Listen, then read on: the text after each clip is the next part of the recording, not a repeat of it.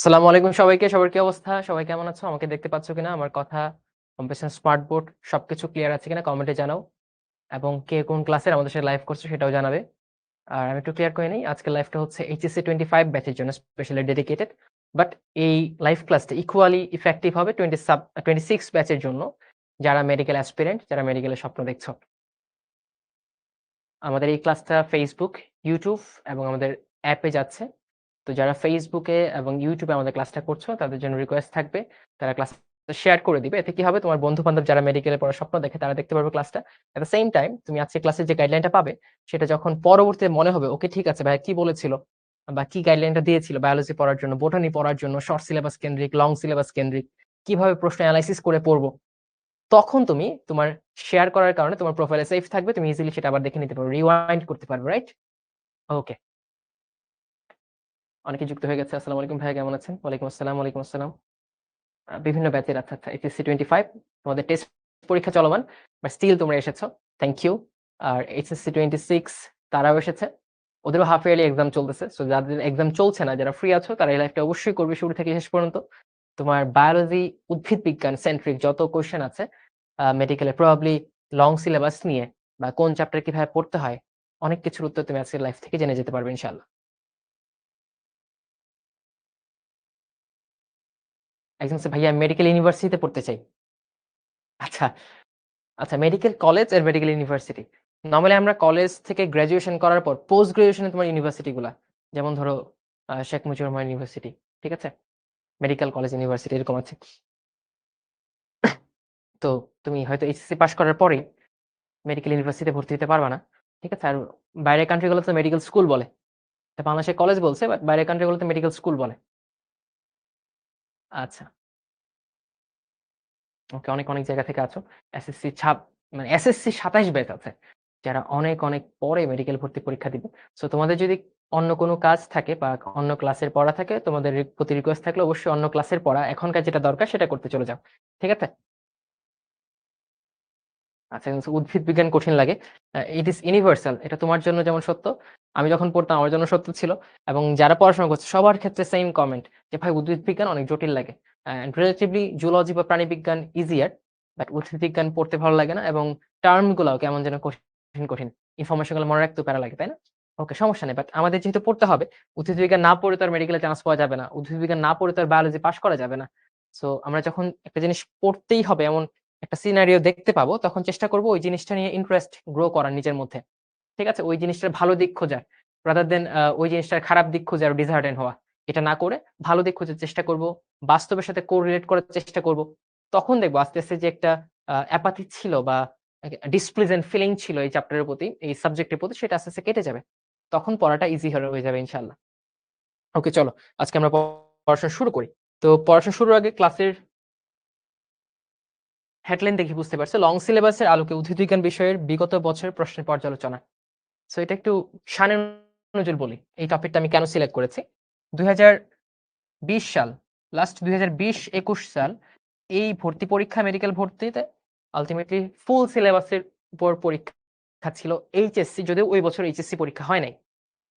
তারপরে কোভিড টাইমের পরে ২১-২২, তারপর হচ্ছে তোমার ২২-২৩, ২৩-২৪, রিসেন্টলি ২৪-২৫, এই যে ব্যাচ গুলো আছে, ৪টা ব্যাচ, ওরা কিন্তু কেউই এইচএসসি পরীক্ষা ফুল সিলেবাসের উপর দেয় নাই।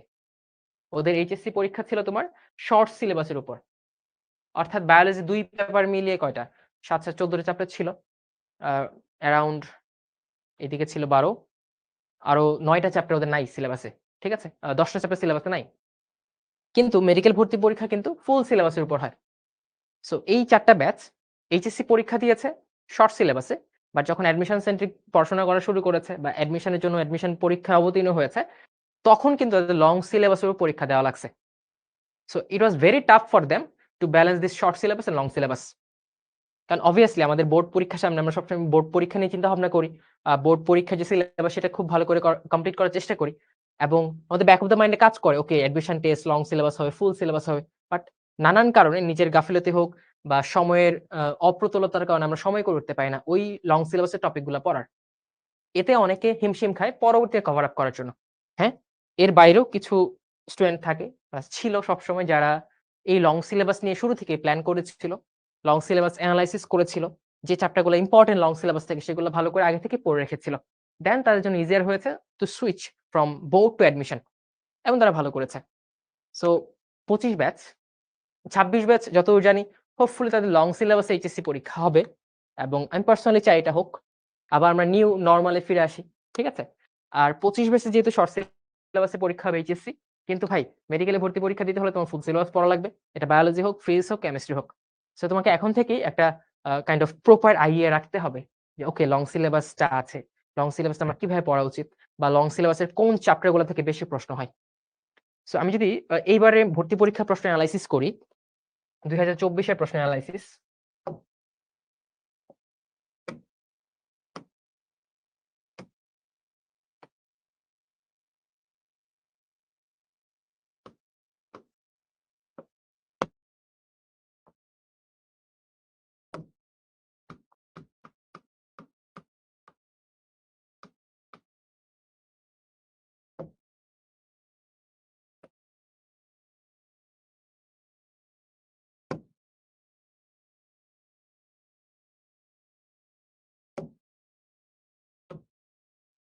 তো প্রথম প্রশ্ন আসে যেটা, ভাইয়া বায়োলজির 2টা ব্রাঞ্চ, জুলজি এন্ড বোটানি, প্রাণীবিজ্ঞান, উদ্ভিদবিজ্ঞান।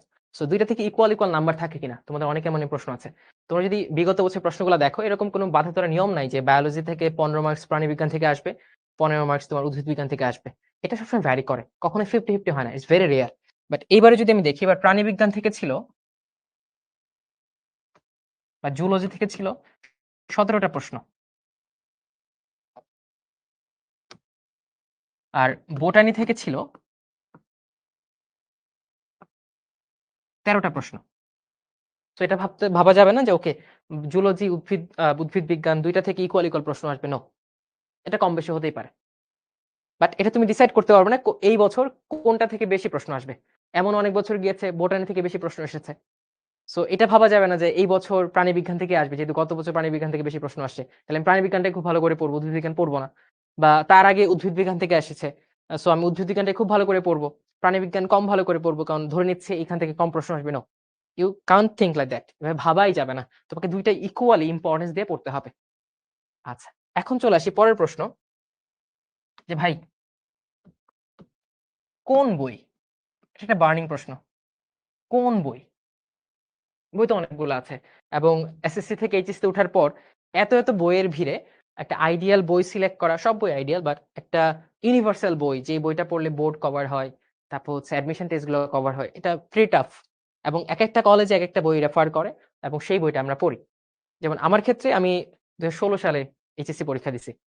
সো 15-16। সো এই সময়টা আমি বিভিন্ন বই পড়ছি। আমার কলেজে কেমিস্ট্রি পড়াইতো তোমার গুহ স্যার। আমাদের কলেজের টিচার ছিল, আমার নিজের ক্লাস নিত। তারপরে কিছু স্যারের বই পড়াইতো। বাট আমি যখন মেডিকেল প্রিপারেশন শুরু করছি, তখন আমি দেখলাম ওকে আমার কেমিস্ট্রির জন্য পড়া লাগবে হাজারি নাগ স্যার, যেটা আমি এতদিন পড়ি নাই। তো হুট করে তখন এটা শিফট করা লাগছে, তখন ওই বইটা পড়া লাগছে। ঠিক আছে? আমি ধরো ফিজিক্সের জন্য আরো ২-১টা, মানে যেই এটার নাম তোমরা শোনো না, তিতাস রোজিয়া স্যার আমাদের একজন স্যার ছিলেন কলেজে, উনার বই পড়তাম। আমি হঠাৎ করে শুনলাম ওকে আমির হোসেন স্যারের বই পড়া লাগবে মেডিকেল অ্যাডমিশনের জন্য। সো এই ডিলেমাটা হয় সবার ক্ষেত্রে, হয় আমার ক্ষেত্রে হয়েছিল। বাট এখন আমরা আগে থেকে অনেক অ্যাওয়ার থাকি এই জিনিসটা নিয়ে, আগে থেকে সঠিক গাইডলাইন পাই, আমরা একটা প্রপার বই সিলেক্ট করতে পারি। তোমরা হয়তো সবাই জানো, আমি আবারও বলছি, বোটানির ক্ষেত্রে হ্যাঁ, বিগত ২-৩ বছর অনেক কিছু হয়েছে। অনেকের অনেক অপিনিয়ন চেঞ্জ হতে পারে, বাট আমার ক্ষেত্রে অপিনিয়ন সেম। আবুল হাসান স্যারের বইটা ভালো করে আমরা পড়বো। আবুল হাসান স্যার, কারণ এইখান থেকে মেক্সিমাম প্রশ্ন হয়। হ্যাঁ, এখন একটা ক্লজ আছে। বিগত ২ বছরের প্রশ্ন আমরা দেখতে পাই আরো ২ জন রাইটার স্যার, যেমন আলিম স্যার এবং হচ্ছে আজিবুর রহমান স্যার, এদের থেকেও একটা মেক্সিমাম পোরশন অবজেক্টিভ আসে। বাট তোমার অবজেক্টিভ গুলো এনালাইসিস করতে হবে। দেখো ভাই, বোর্ডের যে বইগুলো আছে মোরলেস সবাই সেম সিলেবাস নিয়ে লিখে, সেম টপিক নিয়ে লিখে। সো কনসেপ্টের যে ভ্যারাইটি, এটা খুব বেশি হওয়া সম্ভবই না। সবাই মোরলেস সেম কনসেপ্ট নিয়ে সেম ভাবেই প্রেজেন্ট করে। কিছু ইনফরমেটিভ জিনিস থাকে যেগুলা এক বইয়ে থাকে, আরেক বইয়ে থাকে না। কিছু ইনফরমেটিভ জিনিস। সো গতবারের আগের বার যে প্রশ্নগুলো এসেছিল ম্যাক্সিমাম প্রশ্ন এসেছে ধরো এই দুইটা বই কম্বাইন করে এবং সোললি বলতে গেলে আবুল হাসান স্যার থেকে এসেছে। বাট এই দুইটা বই থেকে যে প্রশ্নগুলো এসেছে এর মধ্যে 70-80% ছিল কনসেপচুয়াল, যার কনসেপ্টটা ক্লিয়ার থাকবে এই বইটা পড়ার মাধ্যমে সে অটোমেটিক্যালি এটা আনসার করতে পারবে। বাট এর বাইরে 2-3টা প্রশ্ন ছিল যেগুলো একদম ইনফরমেটিভ, যেগুলো এই বইগুলো না পড়লে কখনোই পারা সম্ভব না। বাট আমি সবসময় বলি ভাই 2-3টা অবজেক্টিভ না পারলে তোমার মেডিকেলে চান্স মিস হয়ে যাবে না। যেগুলো কমন জিনিস সেগুলো না পারলে চান্স মিস হয়। সো আমরা 2-3টার দিকে খেয়াল করে এখন বই শিফট করব, একবার আলিম স্যার পড়বো, একবার আজিবুর রহমান স্যার পড়বো। এতে কিন্তু আলটিমেটলি কোনো কনসেপ্টেই সিমেন্টেড হবে না আমাদের ব্রেইনে। আলটিমেটলি কোনো পড়াই ফুলফিল হবে না। সো তোমাকে যেটা করতে হবে, তোমাকে একটা বই খুব ভালো করে পড়তে হবে। ধরো তুমি আলিম স্যার পড়তেছো, তুমি আলিম স্যার পড়ো। এন্ড ম্যাক্সিমাম স্টুডেন্ট আমি জানি আজ আবুল হাসান স্যার পড়ে, তারা আবুল হাসান স্যার বইটা খুব ভালো করে পড়বে। এখন বই পড়ার মধ্যে একটা প্যাটার্ন আছে। তুমি কনসেপ্ট বুঝে বই পড়তে পারো অথবা জাস্ট মুখস্থ করার জন্য বই পড়তে পারো। সেকেন্ড ওয়ান তোমার কাছে অনেক ইফেক্টিভ মনে হয়, আল্লাহ মেডিকেলে সব মুখস্থ। No, it's not like that. তোমার কনসেপ্ট ক্লিয়ার না করে মনে রাখলে তুমি সেটা সাস্টেইন করতে পারবে না, এবং একটু ঘোরায় পেঁচায় প্রশ্ন হলে তুমি সেটা আনসার করতে পারবে না। এবং গত 2টা ব্যাচে এটাই হইছে। সো তুমি যদি এই বইটা পড়ো, কনসেপ্ট ক্লিয়ার করে মনে রাখার চেষ্টা করো, বৈশিষ্ট্যগুলা, এক্সাম্পল গুলা কোরিলেট করে পড়ার চেষ্টা করো, তখন অন্য বই থেকে প্রশ্ন হতেই পারে ভাই, তুমি এটা কন্ট্রোল করতে পারবে না। বাট সিংহভাগ প্রশ্ন, 90% প্রশ্ন তুমি অবশ্যই পারবে ওটার জন্য যেগুলো আসবে। তুমি আলিম স্যার পড়তে চাও, আচ্ছা পড়ো, সমস্যা নাই। বাট এইটা একদম ফার্স্ট টু লাস্ট কনসেপ্ট বুঝে মুখস্থ করার থেকে মনে রাখার চেষ্টা করতে হবে।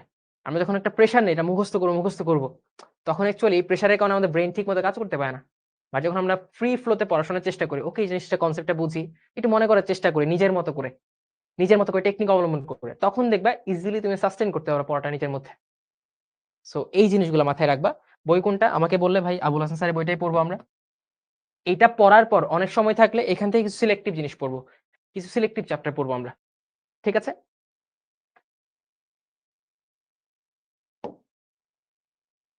আচ্ছা, তাহলে এইবারের উদ্ভিদ বিজ্ঞান প্রশ্নে চলে আসি আমরা। এইবারের বোটানি প্রশ্ন প্রথমত শর্ট সিলেবাস থেকে কয়টা এসেছে ভাইয়া, লং সিলেবাস থেকে কয়টা এসেছে? বোটানি 13টা প্রশ্নের মধ্যে শর্ট সিলেবাস থেকে এসেছে প্রায় 11টা, আর লং সিলেবাস থেকে এসেছে 2টা। আরেকটা একটু গ্রে এরিয়াতে পড়ছে, শর্টও বলা যায় না, লংও বলা যায় না। সো এটাকে আমি শর্ট সিলেবাসের মধ্যে ধরে ফেললাম, শর্ট সিলেবাসের কনসেপ্টের মধ্যে ধরে ফেললাম। ঠিক আছে? এই যে লং সিলেবাস থেকে 2টা প্রশ্ন আসছে, এর মধ্যে একটা আসছে কোষ রসায়ন থেকে। আমি 25 ব্যাচে যারা শিক্ষতে ভর্তি ছিলে তাদেরকে আমরা কোর্স রসায়ন কিন্তু পড়িয়ে দিয়েছি এবং আমরা ফুল সিলেবাসে শেষ করে দিয়েছি।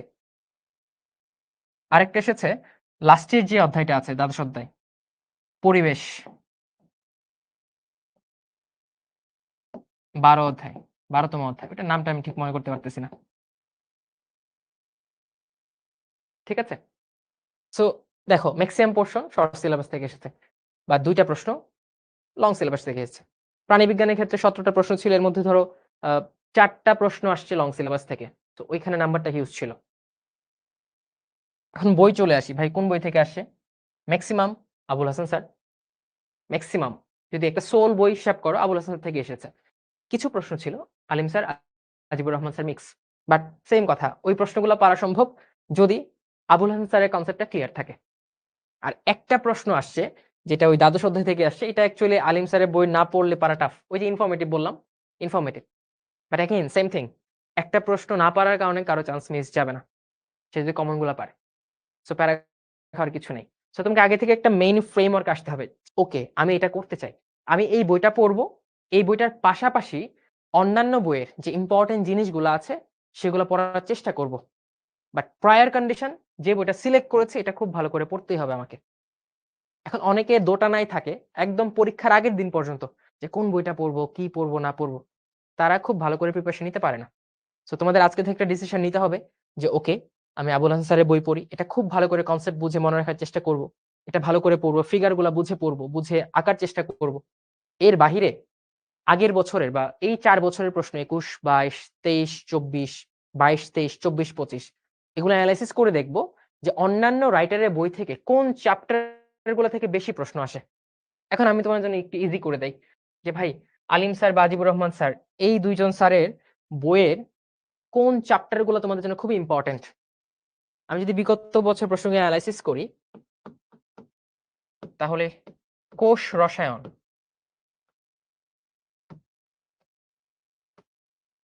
এই চ্যাপ্টারটা শর্ট সিলেবাসের বাহিরে ছিল, বাট এই চ্যাপ্টারটা অনেক অনেক বেশি ইম্পর্টেন্ট। মেডিকেল বলো, ডেন্টাল বলো, এএফএমসি বলো, শর্ট সিলেবাসের বাহির থেকে প্রশ্ন হওয়া মানে উদ্ভিদ বিজ্ঞান, কোষ রসায়ন থেকে একটা প্রশ্ন থাকবেই। ইনফ্যাক্ট একই বছরে মাল্টিপল কোশ্চেন কোষ রসায়ন থেকে এসেছে। সো শর্ট সিলেবাসের বাহিরে এই চ্যাপ্টারটা তোমাদের জন্য খুবই ইম্পর্টেন্ট। কোষ রসায়ন খুবই খুবই ইম্পর্টেন্ট। প্রায় এই 4 বছরে 16 থেকে 17টা প্রশ্ন মেডিকেল, ডেন্টাল, এফএমসি মিলিয়ে এই কোষ রসায়ন থেকে এসেছে। সো এটাকে শর্ট সিলেবাসের মতোই গুরুত্ব তোমাকে দিতে হবে ভর্তি পরীক্ষাগুলো ভালো করতে হলে, specially medical and dental centric. ঠিক আছে? একদম বলছে ভাইয়া ভর্তি কেমনে হবে মেডিকেলে? আমাদের কি ফর্মটা দেওয়া আছে? ওই যে আমাদের ফেসবুক যে লাইভটা যাচ্ছে এখানে একটা পিন করা আছে কমেন্টে একটা form link. So kind of ওইখানে তুমি ফর্মটা ফিল আপ করলেই তোমাকে আমাদের যারা আছে একাডেমিক কাউন্সিলর ওরা ফোন দিবে, তোমার সব ইনফরমেশন সেখান থেকে জেনে নিতে পারবে এবং ভর্তি হয়ে যেতে পারবে ইনশাল্লাহ। এবং ইতিমধ্যে আমাদের সাথে অনেকেই ভর্তি হয়ে গেছে, আমরা ক্লাসও কিন্তু শুরু করে দিয়েছি। সো যা বলছিলাম, লং সিলেবাসের বাইরে কোষ রসায়ন চ্যাপ্টারটা খুব ইম্পর্টেন্ট, এবং কোষ রসায়ন চ্যাপ্টারটা তোমাকে চেষ্টা করতে হবে আবুল হাসান স্যারের পাশাপাশি কিছু জিনিস, যেমন ধরো বৈশিষ্ট্য সমূহ, উদাহরণ সমূহ, এইগুলা আলিম স্যার এবং আজিবুর রহমান স্যার থেকে পড়ার জন্য। যেমন 2023-24 সালে লিপিড থেকে একটা প্রশ্ন এসেছে আজিবুর রহমান স্যার থেকে। ঠিক আছে? ওকে। দেন পরের ইম্পর্টেন্ট চ্যাপ্টার একটু অদ্ভুত বাট একটু কঠিন, সবাই পড়তে চায় না, বাট এটা অনেক ইম্পর্টেন্ট শর্ট সিলেবাসের বাহির হওয়া সত্ত্বেও। শৈবাল ও ছত্রাক অধ্যায় 5, এটা আরেকটা ইম্পর্টেন্ট চ্যাপ্টার। ইনফ্যাক্ট 2023-24 এই বছরে এখান থেকে 2 থেকে 3টা প্রশ্ন আসছে জাস্ট একটা চ্যাপ্টার থেকে, যেটা শর্ট সিলেবাসের বাহিরে। তো শৈবাল ছত্রাক এই চ্যাপ্টারটাও শর্ট সিলেবাসের বাহিরে থাকা সত্ত্বেও তোমার জন্য ইম্পর্টেন্ট, এখান থেকে রিপিটেড প্রশ্ন হয়। এবং এই চ্যাপ্টারটার জন্য তোমার আলিম স্যারের বইটা অনেক ইম্পর্টেন্ট, কারণ এই চ্যাপ্টার থেকে যা প্রশ্ন এসেছে ম্যাক্সিমাম প্রশ্ন এসেছে আলিম স্যারের বই থেকে গত 3 বছর, সেটা 22-23 হোক, 24-25 এন্ড 23-24। ঠিক আছে? ওকে। আরো কিছু চ্যাপ্টার আছে, যেমন এরপরে যদি আমরা সবথেকে ইম্পর্টেন্ট কোনটা এই দুইটার পরে, এরপরে হচ্ছে একটু আনইউজুয়াল, বাট ওই যে দ্বাদশ অধ্যায় জীবের পরিবেশ, এইখান থেকে গত 4 বছরে এরকম 5 থেকে 6টা প্রশ্ন আসছে, যেটা অন্যান্য চ্যাপ্টারগুলো থেকে বেশি। যেমন ব্রায়োফাইটা, টেরিডোফাইটা আছে, উদ্ভিদের প্রজনন আছে, এগুলা থেকে এই চ্যাপ্টার থেকে বেশি প্রশ্ন আসছে। এবং এইবার যে একটা প্রশ্ন আসছে লং সিলেবাস থেকে, একটা ছিল জীবের পরিবেশ থেকে, যেটা আবার আলিম স্যারের বই থেকে প্রশ্ন করছে। সো আমাকে যদি বলো ভাইয়া লং সিলেবাসের বাহিরে কোন চ্যাপ্টারগুলো বেশি ইম্পর্টেন্ট, আমি বলবো এগুলো হচ্ছে তোমার টপ 3: কোষ রসায়ন, শৈবাল ছত্রাক, জীবের পরিবেশ। এরপরে মাঝে মাঝে উদ্ভিদের প্রজনন থেকে প্রশ্ন আসে, আমি সিকোয়েন্সিয়ালি লিখি, সিকোয়েন্সিয়ালি 1 2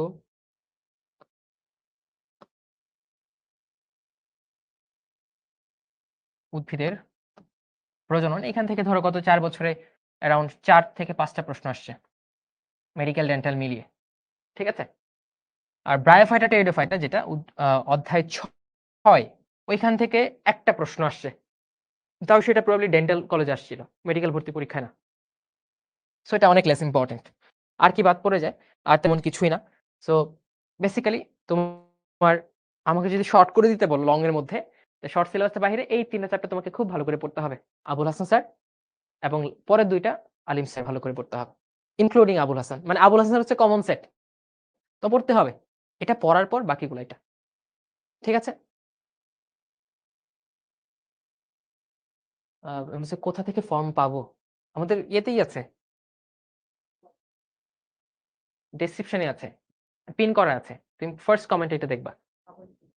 আবার দিচ্ছে, সমস্যা নাই।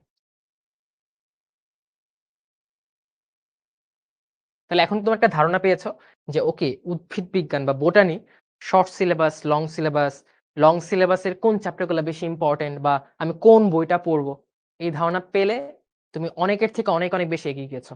বাট ধারণা পেলেই হবে না, এক্সিড করার চেষ্টা করতে হবে। এখন আমাকে বলো যে ভাই একটা প্রপার আইডিয়া পেয়েছি যে এইভাবে পড়তে হবে, শর্ট সিলেবাসের বাইরে এই চ্যাপ্টারগুলো ইম্পর্টেন্ট। শিক্ষকতে ভর্তি হতে কি করতে হয়? কি করতে সবচেয়ে ইজিয়েস্ট হচ্ছে 16780 তে কল দিলে হবে। বুঝছো? ওরা তোমাকে ভর্তি করায় নিবে। কোনো সমস্যা নেই। আবিষ্কারকের নাম, আবিষ্কারের সালগুলা মনে থাকে না কেন ভাইয়া? আ এটা মনে না থাকাটাই স্বাভাবিক। সালগুলো আমরা কম মনে রাখতে পারি। বাট আশার আলো হচ্ছে সাল থেকে খুব বেশি প্রশ্ন হয় না। সাল থেকে খুব বেশি প্রশ্ন হয় না। এই যে দেখো আমরা আননেসেসারি জিনিসে অনেক বেশি প্যানিকড হই। ভাই সাল মুখস্থ করা লাগবে, কোনটা কত মাইক্রন পড়া লাগবে। নো, এগুলা থেকে আসেই না। তুমি এই বছর প্রশ্ন দেখো কয়টা সাল আসছে? কয়টা সেন্টিমিটার মাইক্রোমিটার প্রশ্ন আসছে? আসে নাই। সো সাল ইম্পোর্টেন্ট না মুখস্থ করা। ঢালাভাবে সব সাল মুখস্থ করা লাগবে না। আমি যদি টোটাল উদ্ভিদ বিজ্ঞান বইটা বলি, আমি গুনে, গুনে ৪-৫ টা সাল বলে দিতে পারবো। এগুলোর বাইরে থেকে কোনদিনই প্রশ্ন আসে না। ওকে, তাহলে আমরা ক্লিয়ার? তাহলে আমরা কমেন্টে লিখি যে আমরা মেইন কোন বইটা ধরে পড়বো? আবুল হাসান স্যার। আমরা শর্ট সিলেবাস নাকি লং সিলেবাস কোনটার উপর পরীক্ষা দিব? আমরা মেডিকেল ভর্তি পরীক্ষা দিব লং সিলেবাসের উপর। তারপর আমরা লং সিলেবাস এনালাইসিস করলাম, এনালাইসিস করে দেখলাম এই ৩ টা চ্যাপ্টার সবথেকে বেশি আসা প্রশ্ন লং সিলেবাস গুলোর মধ্যে। তারপর হচ্ছে উদ্ভিদ প্রজনন। আর মস, ব্রায়োফাইটা, টেরিডোফাইটা থেকে আসে না বললেই চলে। একটা আসছে তাও ডেন্টালে। ঠিক আছে? তার মানে তুমি বোর্ড পরীক্ষা দেওয়ার আগে চেষ্টা করবে একবার হলেও এই ৩ টা চ্যাপ্টার আবুল হাসান স্যার থেকে খুব ভালো করে পড়ে ফেলার। এটা হচ্ছে তোমার একটা ফার্স্ট প্রায়োরিটি। ঠিক আছে? তারপর যখন তুমি অ্যাডমিশনে যাবে তখন এইগুলার সাথে আবুল হাসান স্যারের পাশাপাশি তুমি অন্যান্য বইয়ের ইনফরমেশন গুলা পেয়ে যাবে ইনশাআল্লাহ। যেমন আমরা চেষ্টা করছি আমাদের প্রি মেডিকেল বা মেডিকেল প্রোগ্রাম ব্যাচে যারা আছে তাদেরকে এই চ্যাপ্টার গুলা বা সব চ্যাপ্টারের যে এক্সট্রা রাইটারের ইনফরমেশন গুলো ইম্পর্টেন্ট সেগুলো প্রোভাইড করার জন্য।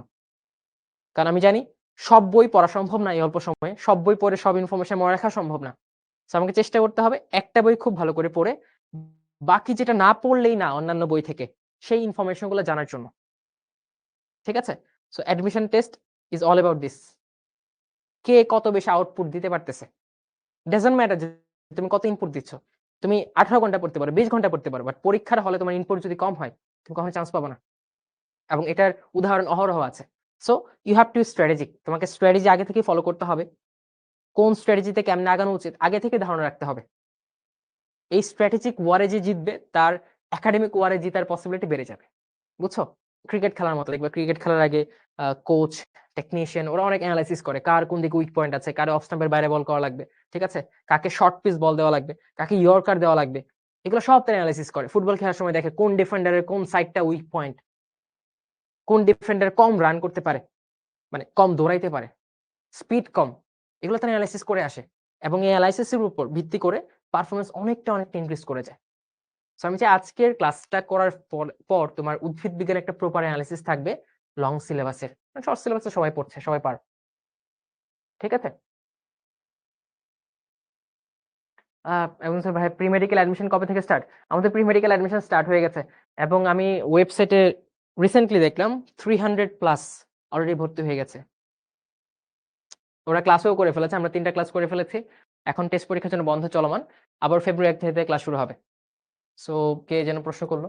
নেসা, মেহেরুন নেসা, তুমি একটা কাজ করতে পারো 16780 তে কল দিয়ে দিবা। তাদের কাছে সব ইনফরমেশন আছে। তারা তোমাকে ভর্তি করিয়ে নেবে ইনশাআল্লাহ। ঠিক আছে? কল দিয়ে বললো তানজিম ভাই বলছে কল দিতে। এখন আমাকে ভর্তি করায় নেন। They will do the rest. Okay. তাহলে আজকে আমার প্ল্যান থাকবে কোষ রসায়ন এবং শৈবাল ছত্রাক যেহেতু খুব ইম্পর্টেন্ট এই চ্যাপ্টার গুলো থেকে বিগত 4 বছর যে 4টা বছর এইচএসসি পরীক্ষা শর্ট সিলেবাসে হয়েছে সেখান থেকে কি প্রশ্ন এসেছে সেগুলো একটু পড়ার, সেগুলো একটু দেখার, অ্যানালাইসিস করার। চলো। সো প্রথম প্রশ্ন দেখো 23-24 সালে এসেছে। নিচের কোনটি অত্যাবশ্যকীয় অ্যামিনো অ্যাসিড? কোষ রসায়নের topic amino acid. Amino acid কি ভাইয়া? চলো এখানে আসি। অ্যামাইনো অ্যাসিড হচ্ছে একটা জৈব অ্যাসিড যেখানে অ্যামিন গ্রুপ থাকবে এবং কার্বক্সিলিক অ্যাসিড গ্রুপ থাকবে। এই যে তোমরা জৈব পড়েছো, এটা হচ্ছে আমার অ্যামিন গ্রুপ, এটা হচ্ছে অ্যাসিড গ্রুপ। আর তোমরা এটাও পড়েছো যখন একটা যৌগে একাধিক কার্যকরী মূলক থাকে, মোর দেন ওয়ান মাল্টিপল ফাংশনাল গ্রুপ থাকে, তখন যে ফাংশনাল গ্রুপটা যত বেশি পাওয়ারফুল সেটা অনুযায়ী নাম হয়ে যায়। সো খেয়াল করে এখানে অ্যামিন আছে এবং কার্বক্সিলিক অ্যাসিড আছে। অবভিয়াসলি কার্বক্সিলিক অ্যাসিড এটা বেশি পাওয়ারফুল, সক্রিয়তা সিরিজে উপরের দিকে আছে, তাই টোটাল যৌগটা হয়ে যাচ্ছে কি অ্যাসিড। আর যেহেতু অ্যামিন গ্রুপটাও আছে এটা প্রিফিক্স হিসেবে সামনে বসে যাচ্ছে অ্যামিনো অ্যাসিড। সো এই স্ট্রাকচারের যে যৌগগুলো সেগুলো হচ্ছে অ্যামাইনো অ্যাসিড, এক ধরনের জৈব অ্যাসিড। ঠিক আছে? অ্যামাইনো অ্যাসিড অনেক ক্লাসিফিকেশন আছে। অনেক ধরনের ক্লাসিফিকেশন আছে। যেমন অ্যামাইনো অ্যাসিড গুলা অ্যালিফেটিক হতে পারে, অ্যারোমেটিক হতে পারে, হেটেরোসাইক্লিক হতে পারে। যেমন এটা হচ্ছে একটা অ্যালিফেটিক অ্যামাইনো অ্যাসিড। অ্যালিফেটিক কেন? কারণ এখানে অ্যালকাইল মূলক আছে। কি আছে? অ্যালকাইল মূলক আছে। বাট তুমি এটাকে এভাবে লিখতে পারো। NH2 COH। এখানে তুমি একটা বেনজাইল মূলক দিলা। বেনজাইল বা ফিনাইল মূলক দিলা। এই পাশে একটা বেনজাইল বা ফিনাইল মূলক দিলা। এটা কি হয়ে গেল? একটা অ্যারোমেটিক অ্যামাইনো অ্যাসিড হয়ে গেল। ঠিক আছে? ওকে। আবার তোমরা পড়েছো হোমোসাইক্লিক, হেটেরোসাইক্লিক পড়েছো না অর্গানিক কেমিস্ট্রিতে? হোমোসাইক্লিক মানে কি? হোমোসাইক্লিক হচ্ছে একটা চাক্রিক যৌগে যখন যৌগের প্রত্যেকটা কর্নারে সেম পরমাণু থাকে। যেমন ধরো বেনজিন CH CH।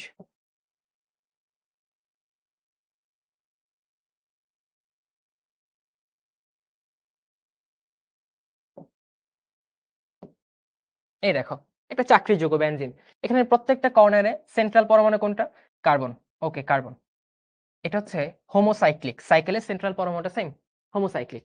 আবার এমনও হতে পারে, ধরো আমরা ফিউরান যদি লিখি, একটা যৌগ furan CH।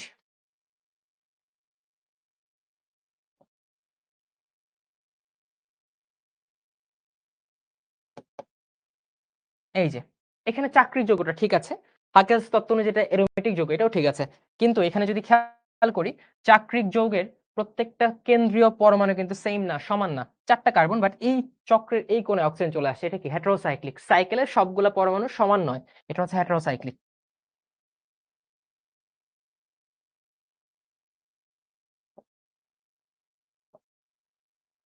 So amino acid গুলো এরকম হতে পারে, অ্যালিফেটিক হতে পারে, অ্যারোমেটিক হতে পারে, হেটেরোসাইক্লিক হতে পারে, ডিপেন্ডিং অন দ্য স্ট্রাকচার। আবার কিছু অ্যামাইনো অ্যাসিড আছে যারা প্রোটিন তৈরি করে, যারা প্রোটিন তৈরি করে, প্রোটিন তৈরিকারী অ্যামাইনো অ্যাসিড, প্রোটিন তৈরিকারী অ্যামাইনো অ্যাসিড লিখে রাখো, ইম্পর্টেন্ট। আমি জানি অনেকেই হয়তো জানো, যারা আমাদের সাথে একাডেমিক কোর্সে ছিলে তারা এটা খুব ভালো করে পড়েছো, আমার সাথেই পড়েছো। প্রোটিন তৈরিকারী অ্যামাইনো অ্যাসিড উদ্ভিদ এবং প্রাণী মিলে প্রায় 20টি। কয়টা? 20টা। এরা কি করে? এরা একটা অ্যামাইনো অ্যাসিড আরেকটা অ্যামাইনো অ্যাসিডের সাথে পেপটাইড বন্ধনে যুক্ত হয়। যেমন ধরো এটা একটা amino acid,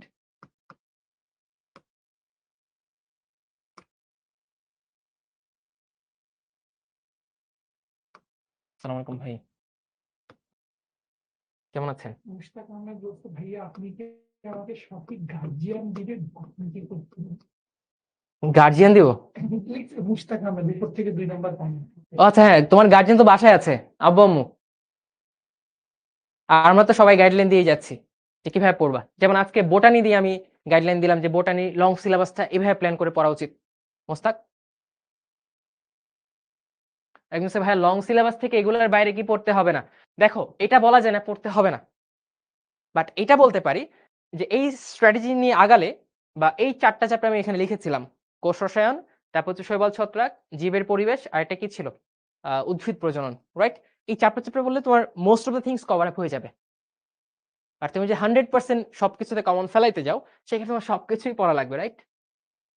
but most probable thing যে এই চ্যাপ্টার গুলো থেকে লং সিলেবাসের প্রশ্নগুলো হয়, শর্ট সিলেবাস তো আছেই। তো আমি এখানে ছিলাম। আরেকটা অ্যামাইনো অ্যাসিড ধরো, এটা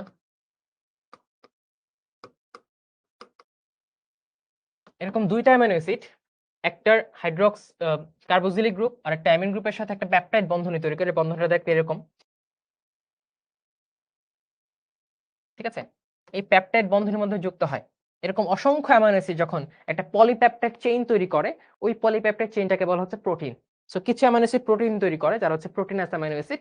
আর কিছু অ্যামাইনো অ্যাসিড আছে প্রোটিন তৈরিকারী অ্যামাইনো অ্যাসিড নয়, ওরা প্রোটিন তৈরি করে না, বাট ওরা প্রোটিন তৈরি করা ছাড়া বিভিন্ন বিপাকীয় কাজে হেল্প করে। যেমন অর্নিথিন চক্র, একটা অ্যামাইনো অ্যাসিড আছে অর্নিথিন। এই অ্যামাইনো অ্যাসিড কি করে? অর্নিথিন চক্রকে সম্পন্ন করতে হেল্প করে, যেটা যকৃতের মধ্যে হয়, আমরা পড়েছি, এবং যেটা সম্পন্ন হয় ইউরিয়া তৈরি করার জন্য, তোমরা পড়েছো অর্নিথিন।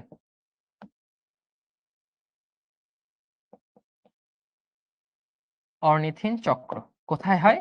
লিভার বা যকৃতে, ঠিক আছে? কি তৈরি করে? এটা অবজেক্টিভ কি অ্যাকচুয়ালি? ইউরিয়া তৈরি করা। এবং সেই ইউরিয়াটা বৃক্ক বা কিডনি হয়ে ব্লাড থেকে পিউরিফাইড হয়ে মূত্রের মাধ্যমে আমাদের বডি থেকে বের হয়ে যায়, ঠিক আছে? আরো কিছু অ্যামাইনো অ্যাসিডের টাইপ আছে, ডিপেন্ডিং যে বডি তৈরি করতে পারে কি পারে না। যেমন ধরো একটা জিনিস তুমি নিজেই তৈরি করতে পারো, সো ওই জিনিসটার জন্য তোমার কারোর প্রতি মুখাপেক্ষা হওয়া লাগবে না যে ওকে ও আমাকে দিলে আমি এটা পাবো আদারওয়াইজ পাবো না, কারণ ইউ আর সেলফ সাফিসিয়েন্ট, তুমি নিজেই বানাইতে পারো সেটা। বাট যে জিনিস তুমি নিজে তৈরি করতে পারো না, তোমাকে সবসময় অপরের দিকে তাকায় থাকতে হবে যে সে কখন আমাকে জিনিসটা দিবে, তখন পাবো, তখন ইউজ করব। ওইটা কাইন্ড অফ তোমার একটা নিড হয়ে যায় এবং তোমার মেইন অবজেক্টিভ হয়ে যায় যে ওকে আমার তো এটা তো আছেই, ঠিক আছে আছে, বাট ওটা আমার লাগবেই, ওটা নাহলে আমি পাবোই না, কোথাও নিজেও বানাইতে পারবো না। সো এরকম কিছু অ্যামাইনো অ্যাসিড আছে যেগুলো বডি কখনোই তৈরি করতে পারে না। বডিকেও অ্যামাইনো অ্যাসিডের সাপ্লাই ফিল করতে হলে অবশ্যই অন্য কোনো materials, that is food substance থেকে সেই অ্যামাইনো অ্যাসিড গুলো গ্রহণ করতে হয়। সেই অ্যামাইনো অ্যাসিড গুলোকে বলা হচ্ছে অত্যাবশ্যক অ্যামাইনো অ্যাসিড বা essential amino acid. Essential amino acid যেগুলো বডি তৈরি করতে পারে না, বডি তৈরি করতে পারে না। তাহলে কি করতে হয়? এগুলা খাবারের মাধ্যমে বাহির থেকে গ্রহণ করতে হয়।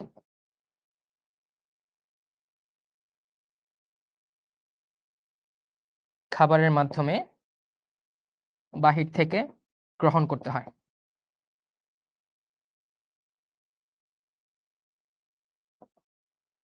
এবং এইগুলার এক্সাম্পল জানতে হয়। এক্সাম্পল খুবই ইজি। প্রাইভেট, টিম, হল। ঠিক আছে, এখানে 10টা অ্যামিনো অ্যাসিড আছে। 10টা হচ্ছে বাচ্চাদের জন্য অত্যাবশ্যক অ্যামিনো অ্যাসিড, আর অ্যাডাল্টের জন্য 8টা। প্রাইভেট, টিম, হল দিয়ে মনে রাখবা হা, বাচ্চারা সবসময় খাওয়ার জন্য হা করে থাকে, হাটা বাচ্চাদের জন্য ফিক্সড। ঠিক আছে, জাস্ট এল এল। এইগুলো হচ্ছে এসেনশিয়াল অ্যামাইনো অ্যাসিড। অ্যাডাল্টের জন্য 8টা এবং বাচ্চাদের জন্য 10টা। 10টার মধ্যে 2টা এক্সট্রা বাচ্চাদের জন্য, সেটা কি? হিস্টিডিন এবং আর্জিনিন। হিস্টিডিন এবং আর্জিনিন। এবং 2টাই ক্ষারীয় অ্যামাইনো অ্যাসিড। 2টাই ক্ষারীয় অ্যামাইনো অ্যাসিড। হিস্টিন তো তোমরা পড়েছো, হিস্টোন, হিস্টিডিন, যেগুলা নিউক্লিওটাইডে থাকে, ডিএনএ তে থাকে, রাইট? বলছে ভাই এটা কি ট্রিক্স? হ্যাঁ, এটা ট্রিক্স। এরকম অসংখ্য ট্রিক্স সমৃদ্ধ আমাদের একটা বই আছে, চিট কোড। তো আমাদের কোর্সে যারা যুক্ত থাকবে আমরা তাদের ওই বইটা হ্যান্ড ওভার করে দিব, যেখানে বিভিন্ন চ্যাপ্টারে কঠিন জিনিসগুলা কিভাবে ট্রিক্স এর মাধ্যমে, ছড়ার মাধ্যমে বা বিভিন্ন বাস্তবিক জিনিসের সাথে কোরিলেট করার মাধ্যমে মনে রাখা যায়, সেই জিনিসগুলা থাকবে। ওই বইয়ের নাম হচ্ছে চিট কোড। ঠিক আছে? আচ্ছা, আর এর বাহিরে যেগুলো বডি তৈরি করতে পারে এবং খাবারের প্রতি টোটালি ডিপেন্ডেন্ট না, সেগুলো হচ্ছে নন এসেনশিয়াল অ্যামাইনো অ্যাসিড। সেগুলা কারা? এরা বাদে যা আছে সব হচ্ছে নন এসেনশিয়াল অ্যামাইনো অ্যাসিড। সো আমরা প্রশ্নে চলে যাই, আমরা ব্যাখ্যা করতে তো অনেক দূর চলে আসছি। সো আমাকে বলছে অত্যাবশ্যকীয় বা এসেনশিয়াল অ্যামাইনো অ্যাসিডের বৈশিষ্ট্য কোনটি? বৈশিষ্ট্য কোনটি? অপশন এ নিম্ন গলনাঙ্ক। অপশনে কি বলছে? নিম্ন গলনাঙ্ক। আর তোমাকে মাথায় রাখতে হবে অ্যামাইনো অ্যাসিড গুলা উচ্চ গলনাঙ্কের হয়। অ্যামাইনো অ্যাসিড গুলা উচ্চ গলনাঙ্কের হয় এবং তাদের কার্বন শিকলের সংখ্যা যত বাড়তে থাকে তাদের গলনাঙ্ক তত বৃদ্ধি পেতে থাকে। সো এটা হচ্ছে আমার ভুল। বর্ণহীন, স্ফটিকাকার, কালারলেস এন্ড ক্রিস্টাল। দেন অ্যালকোহলে দ্রবণীয়। এটা একটু বলি। অ্যালকোহলে দ্রবণীয়, দেহাভ্যন্তরে তৈরি হয়। অত্যাবশ্যক অ্যামাইনো অ্যাসিড বডির ভেতর তৈরি হবে না, এটাও বাদ। নিম্ন গলনাঙ্ক, এটাও বাদ। বাকি দুইটা রইল, বর্ণহীন, স্ফটিকাকার, অ্যালকোহলে দ্রবণীয়। এবং এই দুইটার মধ্যে অনেকে দাগাইছে, অনেকে ভুল করছে। সো প্রথমটা দেখো, অ্যামাইনো অ্যাসিডের স্ট্রাকচার তুমি যদি খেয়াল করো, NH2,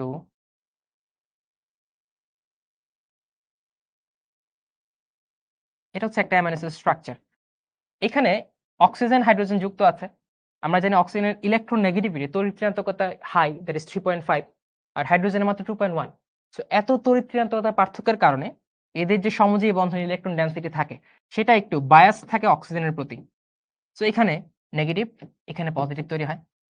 আবার নাইট্রোজেন এবং হাইড্রোজেন এর মধ্যে একটা electron negativity high value difference আছে, এইখানে একটা পোলারিটি তৈরি হয়। সো আমরা বলতে পারি অ্যামাইনো অ্যাসিড গুলো একটা পোলার যৌগ, কাইন্ড অফ পোলারিটি শো করে because of this hydrogen bond. ঠিক আছে? আর একটা কথা আছে লাইক ডিজলভস লাইক, যে যৌগগুলা পোলারিটি শো করবে তারা পোলার দ্রাবকে দ্রবীভূত হবে। আর পোলার দ্রাবক সবচেয়ে কমন হচ্ছে পানি। পোলার দ্রাবক।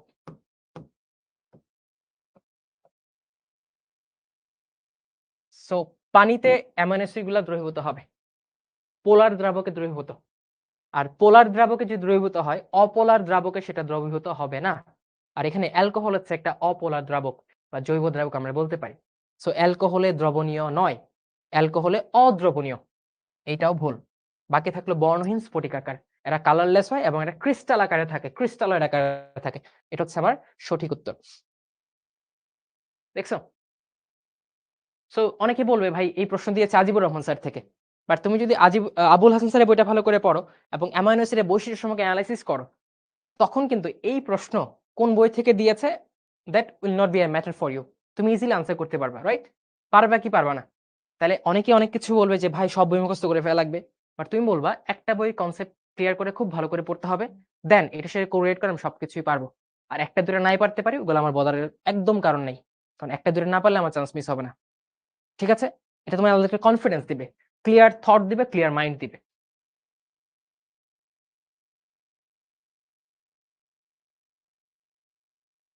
আচ্ছা, তারপর চলে আসি, নিচের কোন প্রোটিন পানিতে দ্রবণীয়?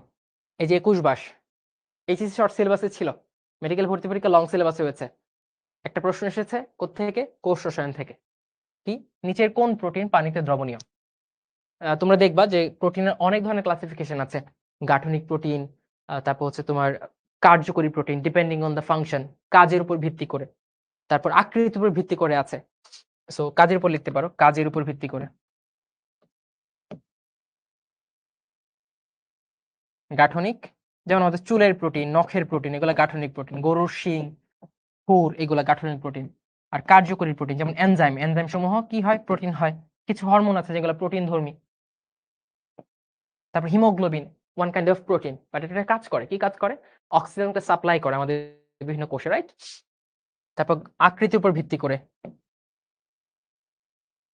কিছু হচ্ছে সুতার মতো, তন্তুময়, ফাইব্রাস। এটা মাথায় রাখবা, যারাই গাঠনিক প্রোটিন তারাই ফাইব্রাস প্রোটিন। আর কিছু হচ্ছে তোমার গ্লোবিউলার বা গোলাকার।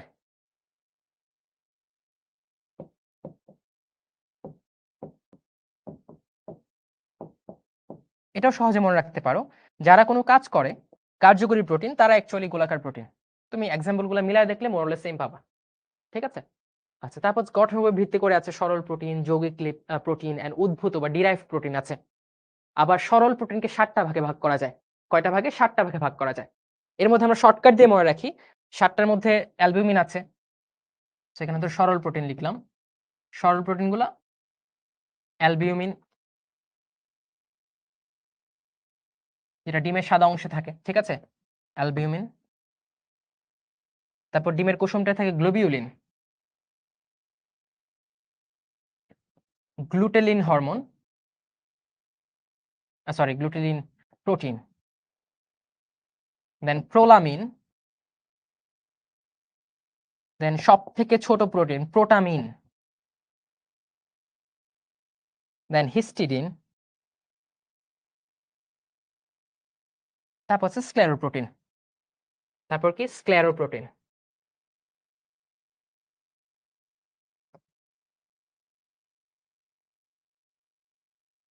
এই মোহাম্মদ, কেউ কোনো প্রশ্ন করলে আমাকে জানাও।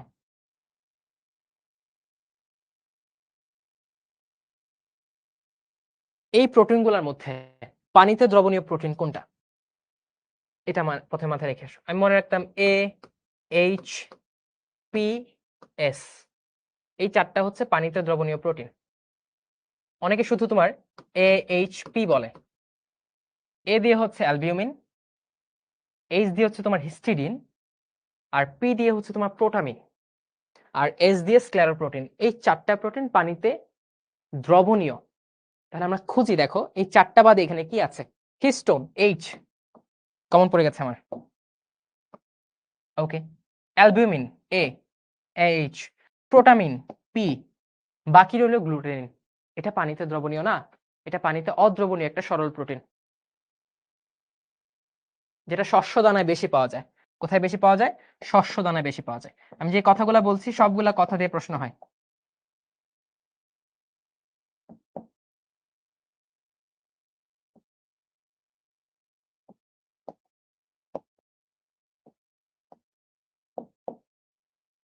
ঠিক আছে? আচ্ছা, তারপর একটা প্রশ্ন এখান থেকে হতে পারে যে এই যে প্রোটিনগুলো লিখলেন ভাইয়া, এর মধ্যে কোনগুলো তাপ দিলে জমাট বাঁধে? এটা আমরা প্র্যাকটিক্যাল এক্সাম্পল দিয়ে বুঝতে পারি। ডিম সেদ্ধ সবাই খাও, তাই না? সো ডিমটা ১ম এ লিকুইড থাকে, কুসুমটা একটু সেমি লিকুইড থাকে। যখন সিদ্ধ করা হয় তখন ২ টাই মানে হার্ড টেক্সচার এ রূপান্তরিত হয়। এর মধ্যে সাদা অংশ থাকে অ্যালবিউমিন আর কুসুমটা বা ইয়কটা থাকে হচ্ছে তোমার গ্লোবিউলিন প্রোটিনের। সো এই যে A এবং G ওরা কি হয়? তাপ দিলে জমাট বেঁধে যায়। আর এই জমাট বাঁধার প্রক্রিয়াটা কাইন্ড অফ প্রোটিন ডিন্যাচারাইজেশন। প্রোটিনের চেহারা পরিবর্তন হয়ে যায়। প্রোটিনটা তার আগের চেহারায় থাকে না। তার নেচারটা হারায় ফেলে। প্রোটিন ডিন্যাচারাইজেশন, ঠিক আছে? এখান থেকে প্রোটিনকে আগের চেহারায় কখনো রূপান্তরিত করা সম্ভব না। এটা হচ্ছে প্রোটিন ডিন্যাচারাইজেশন বলে। এনিওয়েজ, সো অ্যালবুমিন, গ্লোবিউলিন এই ২ টা হচ্ছে তাপে জমাট বাঁধে। সো এটা দিয়েও প্রশ্ন হয়। তাপে জমাট বাঁধে। সো একটা প্রশ্ন থেকে আমরা অনেক কিছু এনালাইসিস করে পড়লাম। আরো প্রোটিনের টাইপ আছে। গঠনের উপর ভিত্তি করে তোমার প্রাইমারি, সেকেন্ডারি, টারশিয়ারি, কোয়াটার্নারি ৪ ধরনের প্রোটিন আছে। ক্লিয়ার? একদম আমার আনসার হইছে। গ্রেট। মেহেরুন্নেছা?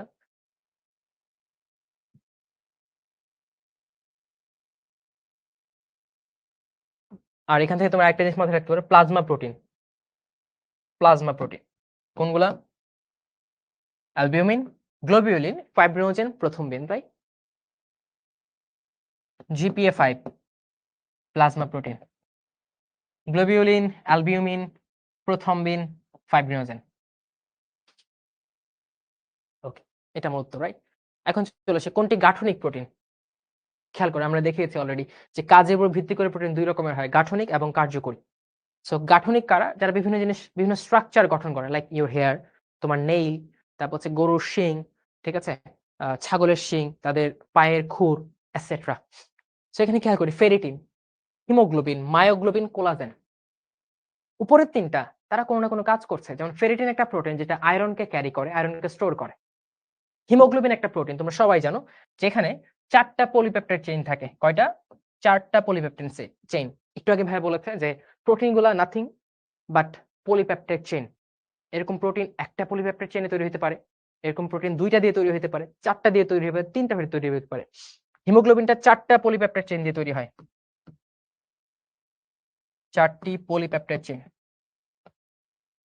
এটা ইম্পোর্টেন্ট, এটা মাথায় রাখবা। ঠিক আছে? মনে রাখতে পারো চাহি দিয়ে, চাহি ৪ টা পলিপেপটাইড চেইন কার? হিমোগ্লোবিনের। এই হিমোগ্লোবিন কি করে? এই ধরো ৪ টা ইউনিট আমি আঁকলাম। প্রত্যেকটা ইউনিটে থাকে Fe2+ একটা করে। প্রত্যেকটা Fe2+ একটা করে অক্সিজেন ক্যারি করে। একটা অস্থায়ী যৌগ অক্সিহিমোগ্লোবিন তৈরি করে এবং এটা যখন কোষের মধ্যে যায় তখন অক্সিহিমোগ্লোবিনটা ডিসোসিয়েট হয়ে যায়। তারা অক্সিজেন কোষকে সাপ্লাই দেয়। So they are performing a definite function. Myoglobin এটা হচ্ছে মাসেল এক ধরনের প্রোটিন। এটাও কাজ করে অক্সিজেন ক্যারিং, নিউট্রিশন ওইগুলোর ক্ষেত্রে, মাসেল ফর্মিং। কোলাজেন এইটা টোটালি একটা স্ট্রাকচারাল প্রোটিন, গাঠনিক প্রোটিন। স্কিন, মাসেল ওদের কাজটা হচ্ছে কোনো একটা জায়গায় স্ট্রাকচার তৈরি করা, স্ট্যাবিলিটি দেওয়া বা দৃঢ়তা দেওয়া। সো কোলাজেনটা হচ্ছে আমার মেইনলি গাঠনিক প্রোটিন এখানে। ঠিক আছে? কোলাজেন হচ্ছে গাঠনিক প্রোটিন। বাকি ৩ টা কি? কার্যকরী বা ফাংশনাল প্রোটিন। এরকম ক্যারাটিন থাকতে পারে। তোমরা বিভিন্ন শ্যাম্পুতে দেখবা ক্যারাটিন সমৃদ্ধ শ্যাম্পু। চুলের ক্যারাটিন ট্রিটমেন্ট। ওই যে চুলে ক্যারাটিন থাকে, ওই যে ক্যারাটিনটা হচ্ছে একটা গাঠনিক প্রোটিন। ঠিক আছে? কোনটি উদ্ভূত প্রোটিন? কোনটি উদ্ভূত প্রোটিন? উদ্ভূত প্রোটিন জিনিসটা কি? ধরো সরল প্রোটিন আছে, যৌগিক প্রোটিন আছে। সেই প্রোটিনগুলাকে সামহাউ পরিমার্জন, পরিবর্ধন করলে বা মডিফিকেশন করলে সেটা হতে পারে চাপ দিয়ে, প্রেশার দিয়ে, সেটা হতে পারে কোনো কেমিক্যাল রিঅ্যাকশন দিয়ে, ঠিক আছে? সেটা হতে পারে টেম্পারেচার দিয়ে। এনিহাউ তুমি যখন সেটার চেহারা চেঞ্জ করে ফেলবা, একটু ডিফারেন্ট লুক তাকে দিবা, তখন সেটা হয়ে যাবে ডিরাইভড বা উদ্ভূত প্রোটিন। যেমন দেখো তোমরা পরিপাকে পড়েছো, রাইট? পরিপাকে পড়েছো যে তুমি প্রোটিন খাইলা, প্রোটিন খাইলা। প্রোটিনের উপর প্রোটিওলাইটিক এনজাইম কাজ করবে এবং স্টোমাকে সেই এনজাইমটা হচ্ছে পেপসিন, যেটা আগে পেপসিনোজেন হিসেবে থাকে, পরে HCl দিয়ে অ্যাক্টিভ ফর্মে রূপান্তরিত হয় পেপসিন। তখন সেটা তৈরি করে প্রোটিওজ প্লাস পেপটোন, তাই না? তারপর একটা সময় পর এই প্রোটিওজ পেপটিনের উপর আবার কাজ করে এনজাইম, তখন তারা তৈরি করে পলিপেপটাইড বা পেপটাইড বলতে পারি, পেপটাইড। তাহলে খেয়াল করো ভাইয়া, যে একটু আগে বললাম যে মেইন প্রোটিনটাকে সামহাউ কেমিক্যাল রিঅ্যাকশন হোক, টেম্পারেচার হোক, প্রেসার হোক, খানিকটা চেঞ্জ করলে যেটা আমরা পাই সেটা হচ্ছে উদ্ভূত প্রোটিন। তো এই দেখো প্রোটিন মেইন তুমি খাইলা বিফ, মাটন, এটাকে তুমি কেমিক্যালি চেঞ্জ করে এনজাইমের মাধ্যমে কি পাচ্ছ? Proteose, peptone. সো এইগুলো হচ্ছে আমার উদ্ভূত প্রোটিন। এই পেপটাইড এটা হচ্ছে উদ্ভূত প্রোটিন। আর একটা শর্টকাট মনে রাখতে পারো, যেখানে তুমি কিছু জিনিস দেখবা ওন, এজ, দেখো পেপটোন, প্রোটিওজ বা প্রোটিয়েজ, আইড, তারপর হচ্ছে ফাইব্রাইন, আইন বা ইন, তো বা আইন বলতে পারো, ইন না, ইন দিলে গ্লুটেনিন চলে আসে। এই সাফিক্স গুলো থাকলে তুমি ধরে নেবা সেটা হচ্ছে তোমার একটা উদ্ভূত প্রোটিন। সো এই যে প্রোটিওজ, ওজ বা এজ বলতে পারো, পেপটোন, ওন, পেপটাইড, আইড, এইগুলো হচ্ছে আমার উদ্ভূত প্রোটিন। আর লিপোপ্রোটিন এটা হচ্ছে কাইন্ড অফ তোমার উদ্ভূত লিপিড। ফাইব্রিন, এই দেখো ইন, ফাইব্রাইন, এটা হচ্ছে আমার উদ্ভূত প্রোটিন। ফ্লাভোপ্রোটিন এটা যুগ্ম প্রোটিন, কমপ্লেক্স প্রোটিন, যেখানে প্রোটিনের সাথে ফ্লাভিন গ্রুপটা যুক্ত থাকে। হিস্টোন এটা আমার একটা পিওর প্রোটিন, ক্রোমোজোমে তোমরা পড়েছো হিস্টোন প্রোটিন থাকে, রাইট? তো একমাত্র সঠিক উত্তর হচ্ছে ফাইব্রিন। এখানে থাকতে পারতো প্রোটিওস, পেপটোন, পেপটাইড, যেগুলো উদ্ভূত প্রোটিন। ক্লিয়ার?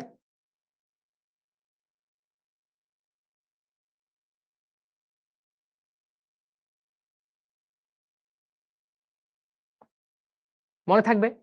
উদ্ভূত মানে হচ্ছে তৈরি করা, সামথিং ডিরাইভড। যেমন ধরো তোমাকে ভেঙে চুরে, হ্যাঁ, তোমার একটা মডিফিকেশন করে একটা নতুন রূপ দিলাম, সেটা হচ্ছে উদ্ভূত। যেটা আগের, তোমার আগের রূপ থেকে উদ্ভূত, এটা উদ্ভূত প্রোটিন। সো এই যে একটা প্রোটিন সামহাও তার চেহারা চেঞ্জ করে তুমি এই জায়গায় নিলা, এই জায়গায় নিলা, এটা হচ্ছে এটার উদ্ভূত প্রোটিন।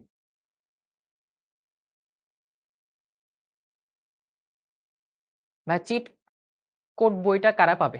যারা আমাদের সাথে ভর্তি আছে সবাই পাবা, টেনশন করার কোনো কারণ নেই। ঠিক আছে?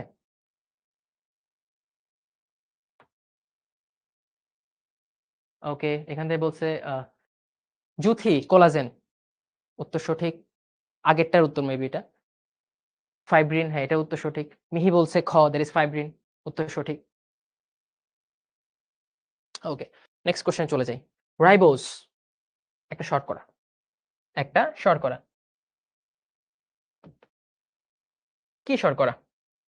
শর্করা তো অনেক টাইপ আছে, অনেক ক্লাসিফিকেশন আছে। গঠনের উপর ভিত্তি করে শর্করা হতে পারে সরল শর্করা বা মনোস্যাকারাইড, হতে পারে ডাইস্যাকারাইড, হতে পারে অলিগোস্যাকারাইড, হতে পারে পলিস্যাকারাইড। এই রাইবোজটা হচ্ছে একটা মনোস্যাকারাইড।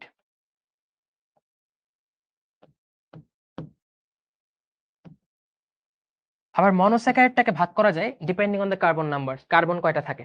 তোমরা সবাই পড়েছো রাইবোজ, যদিও এই কোর্স রসায়নে আলোচনা করা হয়, বাট ডিএনএ পড়তে গেলে, আরএনএ পড়তে গেলে রাইবোজ, ডিঅক্সি রাইবোজ এগুলো পড়তেই হবে তাকে। সো তুমি এটা আগেও পড়েছো, চ্যাপ্টার 1 এ পড়েছো, রাইট? সো রাইবোজটা এমন একটা শর্করা, এমন একটা সরল শর্করা বা মনোস্যাকারাইড, যেখানে কার্বন থাকে 5টা, 5 কার্বন বিশিষ্ট। আর 5 কার্বন বিশিষ্ট শর্করাগুলো বলা হয় পেন্টোজ। কি বলা হয়? পেন্টোজ। আচ্ছা, তারপর শর্করাকে আরেকটা ভাগে ভাগ করা যায়। তারা কি বিজারণ ক্ষমতা সম্পন্ন নাকি বিজারণ ক্ষমতাবিহীন? আমরা মনে রাখবো সকল মনোস্যাকারাইড গুলো হচ্ছে বিজারণ ক্ষমতা সম্পন্ন। কারণ সকল মনোস্যাকারাইড গুলার মধ্যেই 2টা কার্যকরী মূলক থাকে, হয় অ্যালডিহাইড থাকে অথবা কিটোন কার্যকরী মূলক থাকে। এই কার্যকরী মূলকগুলা ইজিলি কপার 2+ কে বিজারিত করতে পারে, অর্থাৎ কপার 2+ কে বাধ্য করতে পারে একটা ইলেকট্রন গ্রহণ বা রিসিভ করার জন্য, এবং গ্রহণ বা রিসিভ করে কপার 1+ এ রূপান্তরিত করে, যেটা একটা লালচে বা রেডিশ প্রিসিপিটেশন দেয়। ঠিক আছে? সো যেহেতু রাইবোজ একটা মনোস্যাকারাইড, সো এটা অটোমেটিক্যালি বিজারণ ক্ষমতা সম্পন্ন, আমরা এটা জানবো। এখন কথা হচ্ছে ভাই, আপনি বলেছেন অ্যালডিহাইড অথবা কিটোন, যে কোনো একটা কার্যকরী মূলক থাকা সম্ভব। রাইবোজে থাকে অ্যালডিহাইড কার্যকরী মূলক, আর যাদের অ্যালডিহাইড কার্যকরী মূলক থাকে তাকে বলা হয় অ্যালডোজ। তাহলে অ্যালডোজ আর প্যান্টোজ দুইটাকে একসাথে মিলিয়ে তুমি বলতে পারো অ্যালডো প্যান্টোজ।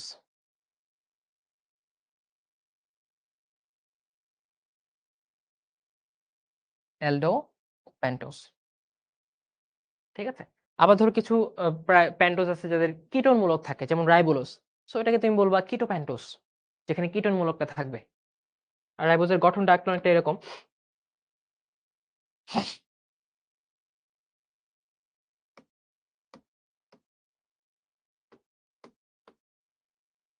এক, দুই, তিন, চার, পাঁচ,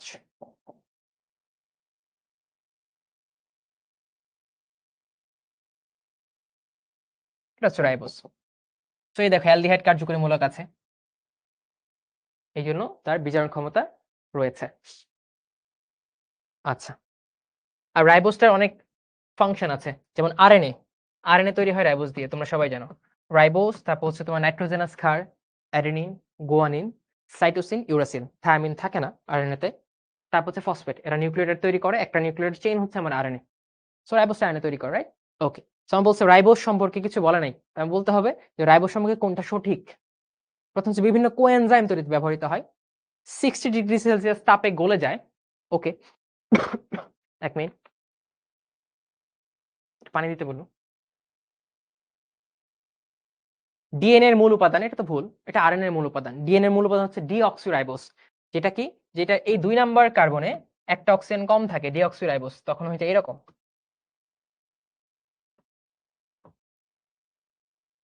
বাকি সব কিন্তু সেম থাকে, বাকি এই পোরশন এখানে সেম থাকবে। তো 2 নাম্বার কার্বনে একটা অক্সিজেন কম থাকার কারণে নাম হয়েছে ডিঅক্সিরাইবোজ, সেটা হচ্ছে ডিএনএ এর মেইন উপাদান, মেইন স্কেলেটনটা দেয়। অ্যালডোহেক্সোস নামে পরিচিত। খেয়াল করো, অ্যালডোস ঠিক আছে, অ্যালডিহাইড আছে, কিন্তু হেক্সোস কথাটা ঠিক নাই। কারণ রাইবোজে 5টা কার্বন থাকে, 5টা কার্বন হলে প্যান্টা বা প্যান্টোজ হয়, 6টা কার্বন হলে হেক্সোস হয়। সো এটা ভুল। 60 ডিগ্রি সেলসিয়াস তাপমাত্রায় গলে। এবং ভর্তি পরীক্ষাগুলোতে যত ডিগ্রি সেলসিয়াস দেওয়া থাকে ম্যাক্সিমাম ক্ষেত্রে এই ভ্যালুগুলো তারা ভুল দেয়। এখানেও এর ব্যতিক্রম না, এটা ভুল দিছে। সঠিক উত্তর হচ্ছে বিভিন্ন কোএনজাইম তৈরিতে ব্যবহৃত হয়। যেমন ধরো এডিপি, এনএডিপি, ঠিক আছে, এফএডি, এইগুলা কোএনজাইম হিসেবে এনজাইমের সাথে যুক্ত থাকে এবং ওই কোএনজাইম গুলা তৈরি করতে ব্যবহৃত হয় রাইবোজ। সেটা হচ্ছে সঠিক উত্তর, বাকি একটাও সঠিক না। এটা কার ক্ষেত্রে সঠিক? ডিঅক্সিরাইবোজের ক্ষেত্রে সঠিক। এটা কার ক্ষেত্রে সঠিক? এটা হচ্ছে অ্যালডোহেক্সোজ, হচ্ছে গ্লুকোজ। অ্যালডোহেক্সোজ হচ্ছে গ্লুকোজ।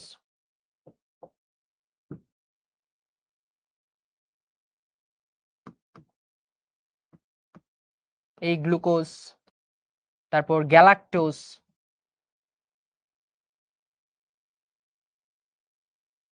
ম্যানোজ, অ্যারাবিনোজ, এগুলো হচ্ছে অ্যালডোহেক্সোজ। অর্থাৎ অ্যালডিহাইড গ্রুপ আছে এবং 6টা কার্বন সমৃদ্ধ সরল শর্করা বা মনোস্যাকারাইড।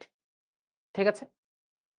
সো এইভাবে দেখো, তুমি যদি শর্ট সিলেবাসের বাহিরের যে ইম্পর্টেন্ট চ্যাপ্টার গুলো আছে বোটানির ক্ষেত্রে খুব ভালো করে কোশ্চেন অ্যানালিসিস করে পড়ো, সেক্ষেত্রে অনেকটা কনসেপ্টে ক্লিয়ার হয়ে যাবে। এবং আমার সবার প্রতি রিকোয়েস্ট থাকবে, ইনস্ট্রাকশন থাকবে যে okay, before going to that admission phase, board পরীক্ষার আগে যাদের বোর্ড পরীক্ষার প্রিপারেশন একদম টপ নচ হয়ে গেছে, মোটামুটি স্ট্যাবিলাইজড, তারা চেষ্টা করবে শর্ট সিলেবাসের বাইরে লং সিলেবাসগুলো একবার হলেও পড়ে রাখা এবং একবার হলেও আগের বছর প্রশ্নগুলো সলভ করে রাখা। ঠিক আছে? ক্লিয়ার? আচ্ছা, গ্লাইকোজেন বিষয় নিচের কোনটি সঠিক? দেখছো 23-24 আসছে, এটা কোথায় 23-24? সো সেম চ্যাপ্টার, লং সিলেবাসের চ্যাপ্টার, মাল্টিপল কোশ্চেন সেম ইয়ারে কিন্তু আসতেছে। So that shows the importance of cell chemistry, কোষ রসায়ন, ইন মেডিকেল অ্যাডমিশন।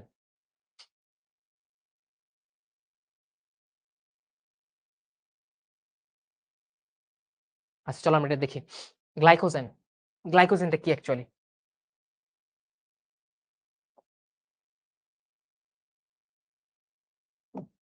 আমরা বলেছিলাম গঠনের ভিত্তি করে সরল হতে পারে, তারপর হচ্ছে ডাইস্যাকারাইড, অলিগোস্যাকারাইড, পলিস্যাকারাইড। গ্লাইকোজেন হচ্ছে একটা পলিস্যাকারাইড, অর্থাৎ অনেকগুলা equal or more than 11 monosaccharide মিলে পলিস্যাকারাইড তৈরি হয়। গ্লাইকোজেন হচ্ছে একটা পলিস্যাকারাইড। তোমরা যারা প্রথম শুনতেছো এই কথাটা, পলিস্যাকারাইড মানে পলি মানে বহু, অনেক। ঠিক আছে? স্যাকারিন বলতে এখানে বোঝাচ্ছে সরল শর্করাগুলাতে। সো অনেকগুলা সরল শর্করা বা মনোস্যাকারাইড যখন একত্রে যুক্ত হবে, একটা ব্লক তৈরি হবে, বিল্ডিং ব্লক। ঠিক যেমন একটা দেয়াল তৈরি হয় অনেকগুলো ইটের দ্বারা। সো প্রত্যেকটা ইট যদি হয় একটা মনোস্যাকারাইড, এরকম অনেকগুলো ইটের সমাহার হচ্ছে একটা পলিস্যাকারাইড। ঠিক আছে? সো গ্লাইকোজেন একটা পলিস্যাকারাইড যার গাঠনিক একক বা মনোস্যাকারাইড হচ্ছে বলতে পারে যা গ্লুকোজ মনোস্যাকারাইড দিয়ে তৈরি।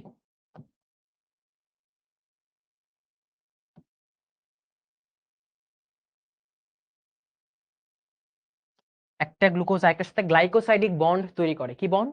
গ্লাইকোসাইডিক বন্ড তৈরি করে। গ্লাইকোসাইডিক বন্ড তৈরি করার মাধ্যমে গ্লাইকোজেন তৈরি করে। ঠিক আছে?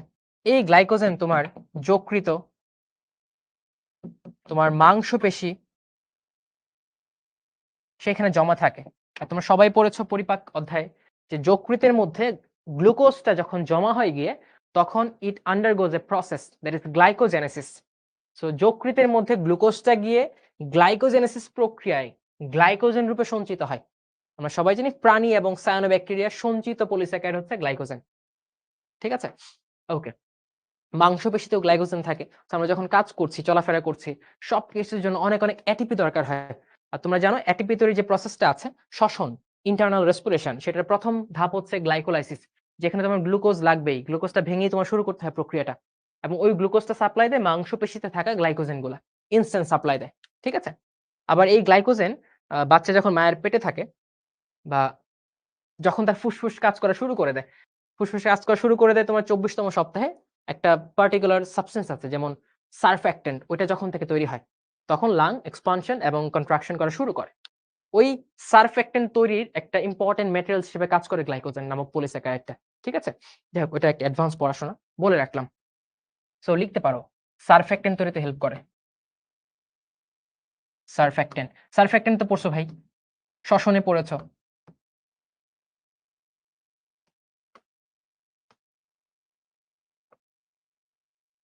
আচ্ছা, আবার গ্লাইকোজেনটাকে যদি আয়োডিন দ্রবণে দাও সেটা একটা বর্ণ দিবে, সেটা হচ্ছে লাল বর্ণ দিবে। লাল বর্ণ দিবে। আবার গ্লাইকোজেনটা পানিতে আংশিকভাবে দ্রবণীয় হয়। আংশিকভাবে দ্রবণীয় হয়, যেটা একটা kind of peculiar characteristic for a polysaccharide. Polysaccharide গুলো normally insoluble in water, but গ্লাইকোজেনটা আংশিক দ্রবণীয় হয়। কারণ মাঝে মাঝে দরকার হয় দ্রবণীয় করার। ঠিক আছে? আচ্ছা। তাহলে দেখো আমরা তো পড়লাম। এখন দেখি আমরা কি, কি পাই এখান থেকে। প্রথম স্টেটমেন্ট, আয়োডিন দ্রবণে নীল বর্ণ ধারণ করে। ভাইয়া ব্যাখ্যা বিশ্লেষণ করে বললাম নো। আয়োডিন দ্রবণে it will be red or red is something, not blue. নীল বর্ণ ধারণ করে কে বলতো? আয়োডিন দ্রবণে নীল বর্ণ ধারণ করবে স্টার্চ। কে? স্টার্চ।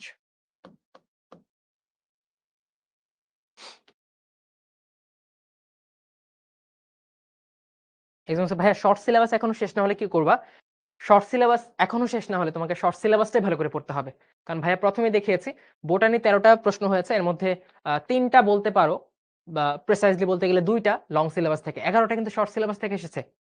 সো তোমার কখনো এটা সমীচীন না যে লং সিলেবাসের ২টার জন্য শর্ট সিলেবাসের ১১টাতে কম্প্রোমাইজ করা। তোমার sequence of study will be short syllabus first, then long syllabus. তোমার এই ১১টা অ্যানসার আগে করতে হবে, তারপরে এখানে যেতে হবে। ঠিক আছে? বাট ভর্তি পরীক্ষাগুলোতে ১-২ মার্কস সামটাইমস একটা বিগ ভ্যালু ক্রিয়েট করে। বা তুমি যদি শর্ট সিলেবাস শুধু পড়ে যাও এবং লং সিলেবাস একদম বাকি থাকে, তখন তোমার মোরালটা একটু ডাউন থাকবে, তুমি ল্যাক অফ কনফিডেন্স এ ভুগবা এবং এটা একটা ইমপ্যাক্ট তোমার পড়াশোনায় পড়বে। সো এইজন্য সবকিছু শেষ করে যাওয়ার মধ্যে একটা আলাদা কনফিডেন্স কাজ করে, রাইট? এজন্য লং সিলেবাসটা পড়তে হবে।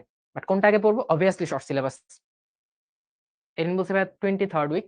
এটা হচ্ছে 23rd উইক কমপ্লিট করার পর। তাহলে 23rd উইক কমপ্লিট করার পর সে কোন সপ্তাহে পড়বে? 24th উইকে পড়বে, রাইট?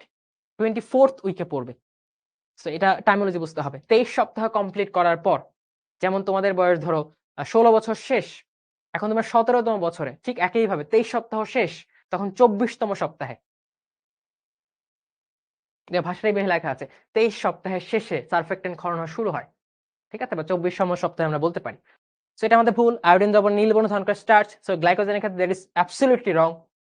উদ্ভিদ দেহে সঞ্চিত খাদ্য নো। আমরা পড়েছি প্রাণীতে সঞ্চিত খাদ্য গ্লাইকোজেন, বাট উদ্ভিদে সঞ্চিত খাদ্য কোনটা? স্টার্চ। ওকে। পেশির কাজে শক্তি যোগান দেয়। এইটা ইট সাউন্ডস মোর রেলিভেন্ট। পানিতে সম্পূর্ণভাবে দ্রবণীয় না, ভাইয়া বলছে আংশিকভাবে দ্রবণীয়। সো আমার সঠিক উত্তর কোনটা? পেশির কাজে শক্তি যোগান দেয়, এটা হচ্ছে আমার সঠিক উত্তর। পেশিতে গ্লাইকোজেন থাকে।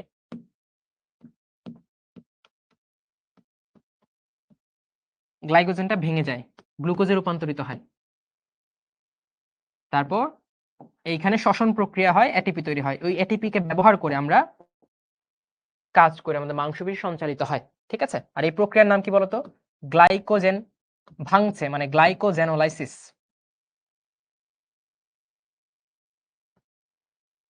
কোন হরমোনের কারণে হয়? তোমরা পরিপাকে পড়েছো, গ্লুকাগন হরমোন।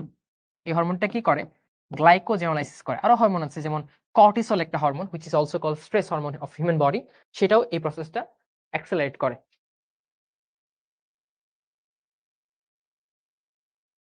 আচ্ছা, একটা হচ্ছে ভাই সম্পূর্ণভাবে দ্রবণীয়। ধরো মোস্তাক, তুমি 100 গ্রাম গ্লাইকোজেন দিয়েছো একটা 1 লিটার পানিতে, বা একটা ডেফিনিট অ্যামাউন্ট অফ পানিতে, সেখানে 100 গ্রাম গ্লাইকোজেন কখনো দ্রবীভূত হইলো না, সেখানে কিছু পরিমাণ দ্রবীভূত হইলো, ম্যাক্সিমাম অদ্রবীভূত অবস্থায় থেকে গেল, এটা হচ্ছে আংশিক দ্রবণীয় হওয়া। ঠিক আছে, আর তুমি 100 গ্রাম দিয়েছো, 100 গ্রামে টোটালি সলিবল হয়ে গেছে, দ্যাট ইজ ফুললি সলিবল বা কমপ্লিটলি সলিবল। আর তুমি 1 গ্রামও দ্রবীভূত করতে পারো নাই, that is totally insoluble. Cellulose সম্পর্কে কোনটি সঠিক? দেখো, মেডিকেল ভর্তি পরীক্ষা 22-23 তখনও এইচএসসি শর্ট সিলেবাসে ছিল, কোর্স রসায়ন শর্ট সিলেবাসের বাইরে, বাট কোর্স রসায়ন থেকে প্রশ্ন এসেছে। কেরিন, তোমার উত্তর পেয়েছো?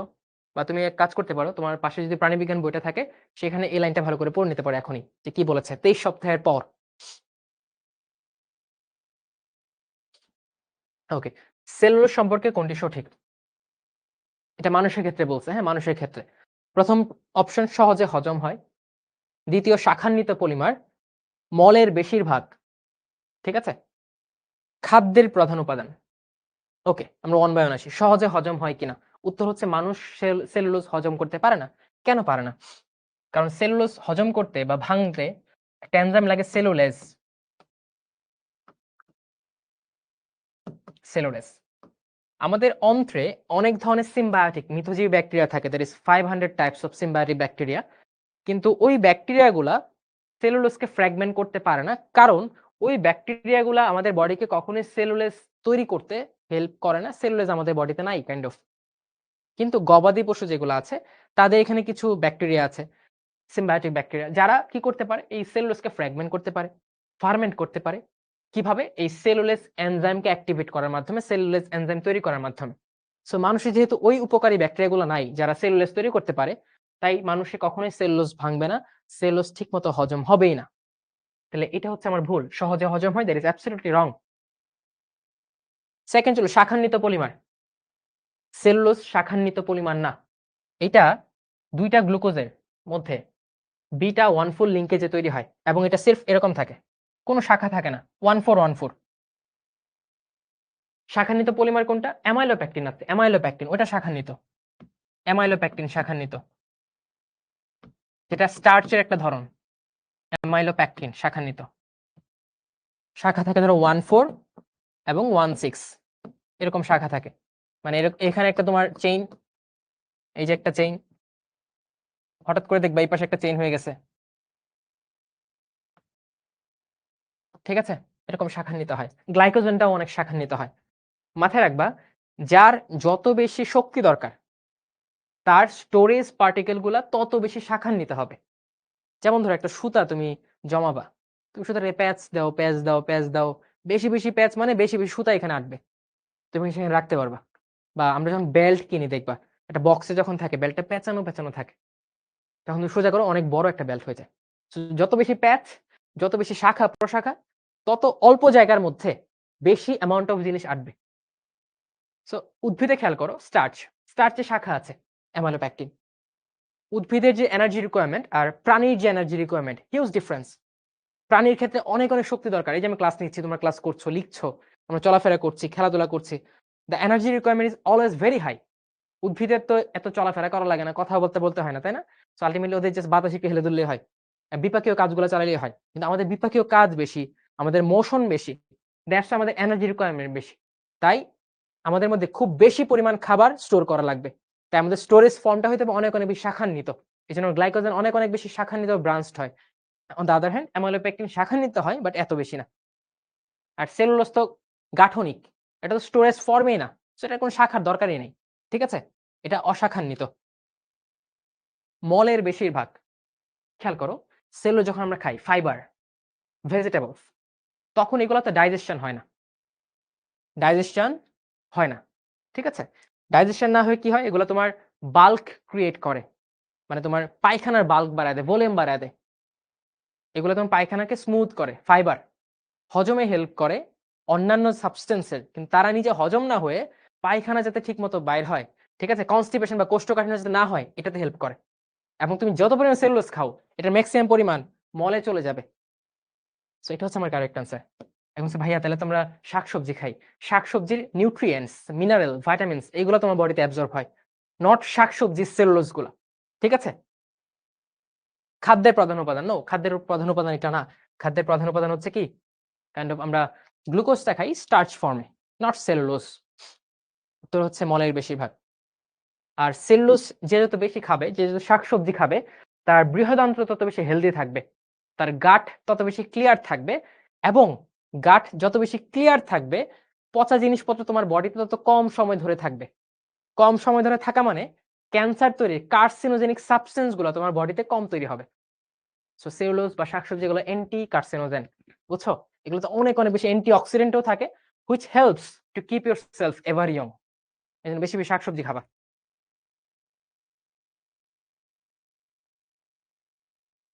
ভাই র্যাফেজ কি এক র্যাফেজে অনেক সেলুলোজ থাকে।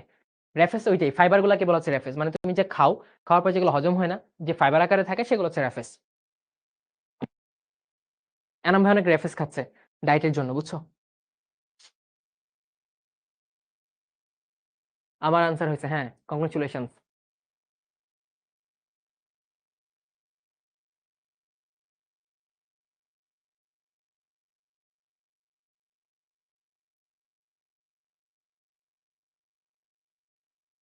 ভাই আপনি এত বেসিক কোন টাইমে পড়ছেন?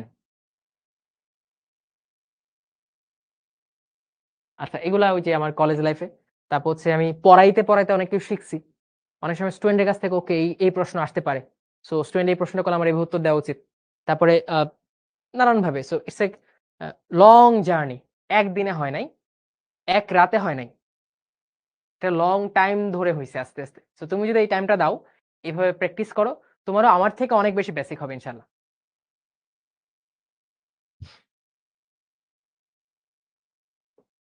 আমি আপনাদের কোর্সে ভর্তি হতে চাই, মোহাম্মদ জাহিদ ইসলাম, ওকে হচ্ছে লিঙ্কটা পাঠিয়ে দাও,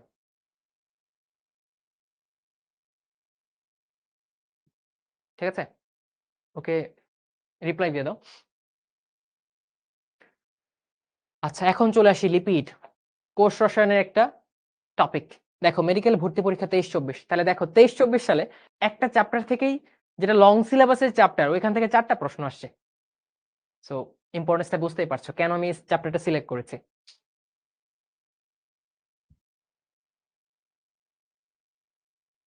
প্রোটিনের পার্টটা মনে থাকে না, ইটস নর্মাল, মনে থাকে না। সো মনে যেগুলো থাকে না, এগুলোর ক্ষেত্রে আমি কি করতাম জানো?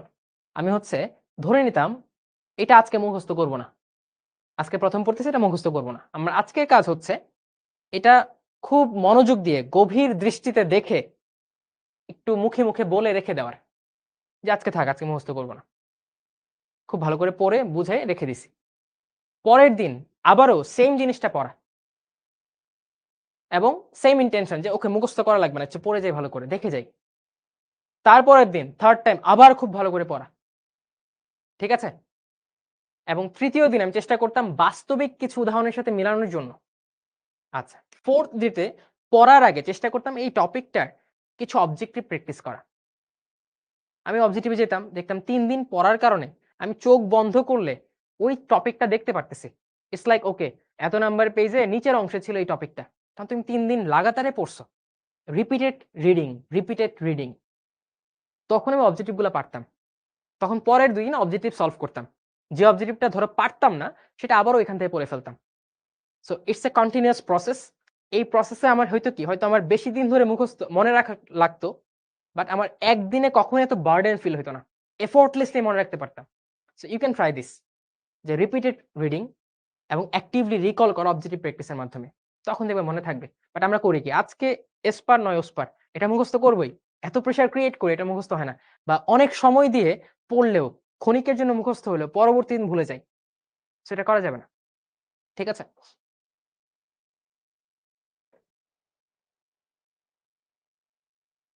আচ্ছা, এটা দেখি কি বলছে।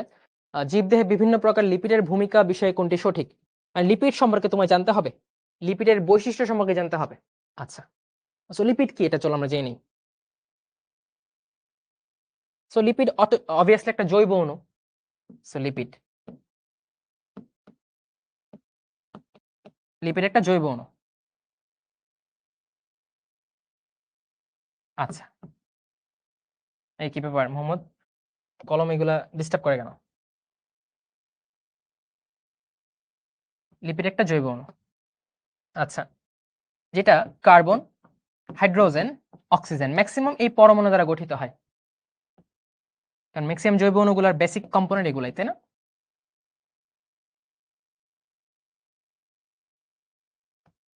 আচ্ছা, এবং রাসায়নিকভাবে লিপিড হচ্ছে একটা এস্টার জাতীয় পদার্থ। এস্টার জাতীয় পদার্থ।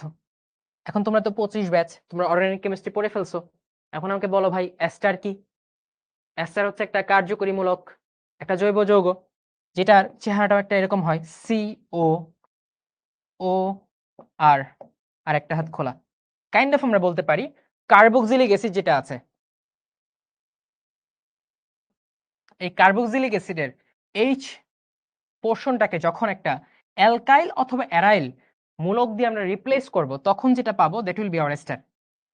এই জন্য এস্টারকে কার্বক্সিলিক অ্যাসিড ডেরিভেটিভ বলা হয়, বুঝছো? আচ্ছা, তাহলে এই যে একটা সানি নজল টানলাম, এটাতে বুঝতে পারছি লিপিড বা এস্টার তৈরি করতে আমার অবশ্যই অ্যাসিড লাগবে, কার্বক্সিলিক অ্যাসিড লাগবে, কার্বক্সিলিক অ্যাসিড লাগবে। আর কার্বক্সিলিক অ্যাসিডে তোমার কি থাকতে পারে? কার্বক্সিলিক গ্রুপ তো থাকেই, পাশাপাশি অ্যালকাইল মূলকগুলো থাকে। অ্যালকাইল মূলক একটা থাকতে পারে, বা কার্বক্সিলিক অ্যাসিডটা 2 কার্বন বিশিষ্ট হতে পারে, 3 কার্বন হতে পারে, 4 কার্বন হতে পারে, অনেক কার্বন বিশিষ্ট হতে পারে। যেমন ধরো ফর্মিক অ্যাসিড 1 কার্বন বিশিষ্ট কার্বক্সিলিক অ্যাসিড। এটা হতে পারে ইথানোয়িক অ্যাসিড বা অ্যাসিটিক অ্যাসিড 2 কার্বন। এটা হতে পারে 3 কার্বন C3H7COH। এটা হতে পারে স্টিয়ারিক অ্যাসিড 18 কার্বন C17H35COH, 18টা কার্বন, স্টিয়ারিক অ্যাসিড বা অক্টাডেকানোয়িক অ্যাসিড। ঠিক আছে, ওকে। সো এই যে লং চেইন যে কার্বক্সিলিক অ্যাসিড গুলো আছে, জৈব অ্যাসিড গুলো আছে, সেইগুলো অ্যাকচুয়ালি তোমার লিপিড তৈরি করে, ফ্যাটি অ্যাসিড তৈরি করে, ফ্যাটি অ্যাসিড থেকে এস্টার তৈরি করে, ফ্যাটি অ্যাসিড এস্টার। আচ্ছা, এখন লিপিড তো একা এস্টার তৈরি করতে পারবে না, তার কারণে কারো হেল্প লাগবে। এই লিপিডকে অ্যাসিড তো একা লিপিড তৈরি করতে পারবে না, তার কারণে কারো হেল্প লাগবে। এই হেল্পটা করে অ্যালকোহল। কে করে? অ্যালকোহল। সো তোমরা পড়েছো এস্টার তৈরি হয় অ্যাস্টারিফিকেশন রিঅ্যাকশন, পড়েছো কিনা অ্যাস্টারিফিকেশন? পড়লে একটু কমেন্টে জানাও যে ভাই অ্যাস্টারিফিকেশন পড়ছি।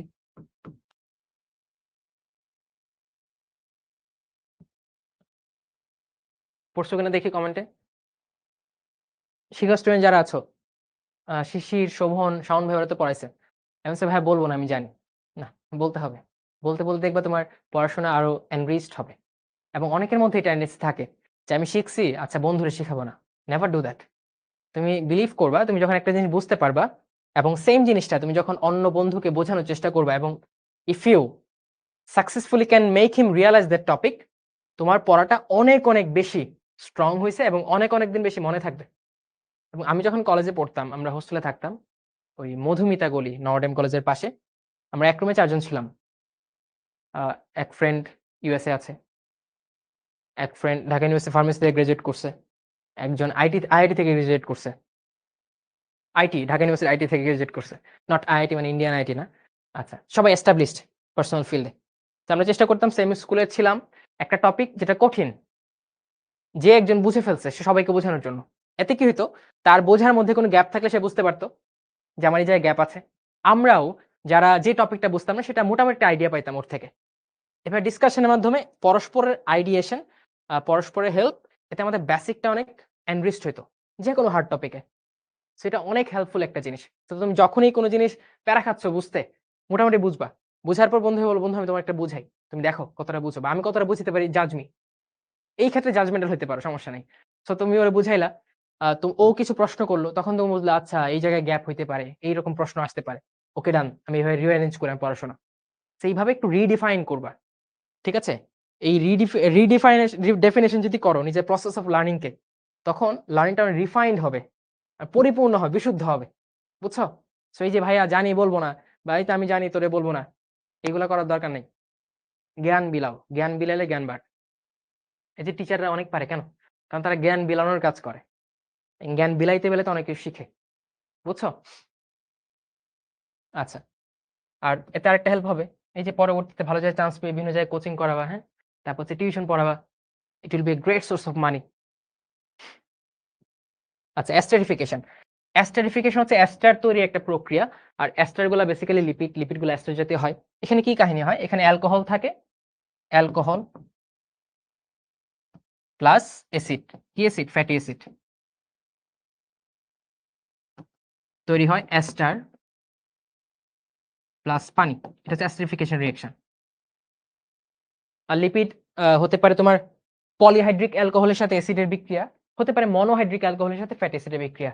যখন মনোহাইড্রিক হবে, মনোহাইড্রিক, মনো মানে একটা ওইচ আছে, তখন তুমি যে লিপিডটা পাবে সেটা হচ্ছে মোম বা ওয়াক্স। আর যখন পলিহাইড্রিক হবে, অর্থাৎ একের বেশি, মোর দেন ওয়ান ওইচ মূলক থাকবে অ্যালকোহলটার মধ্যে, তোমরা পড়েছো পলিহাইড্রিক অ্যালকোহল, তখন ফ্যাটি অ্যাসিডের সাথে এস্টারিফিকেশন রিঅ্যাকশন যেটা পাবা সেটা হচ্ছে তোমার ট্রাইগ্লিসারাইড বা নরমাল লিপিড। Normal lipid. আর সব থেকে অ্যাবান্ডেন্ট লিপিড হচ্ছে ট্রাইগ্লিসারাইড, যেটা তৈরি হয় গ্লিসারল দিয়ে। গ্লিসারল, গ্লিসারল কি একটা পলিহাইড্রিক অ্যালকোহল যেখানে তোমার 3টা ওএইচ মূলক আছে। অর্গানিক কেমিস্ট্রিতে পড়ছো সবাই। সেই কোশ্চেন চ্যাপ্টারটা অনেক ইন্টারেস্টিং লাগে আমার কাছে, কারণ এখানে কেমিস্ট্রি অনেক কিছু আছে। হ্যাঁ, তো দেখো পলিহাইড্রিক, পলি মানে কি অনেক, হাইড্রিক হাইড্রোক্সিল থেকে আসছে 1 2 3, 3টা হাইড্রোক্সিল মূলক আছে। That's why glycerol is a polyhydric alcohol. Glycerol.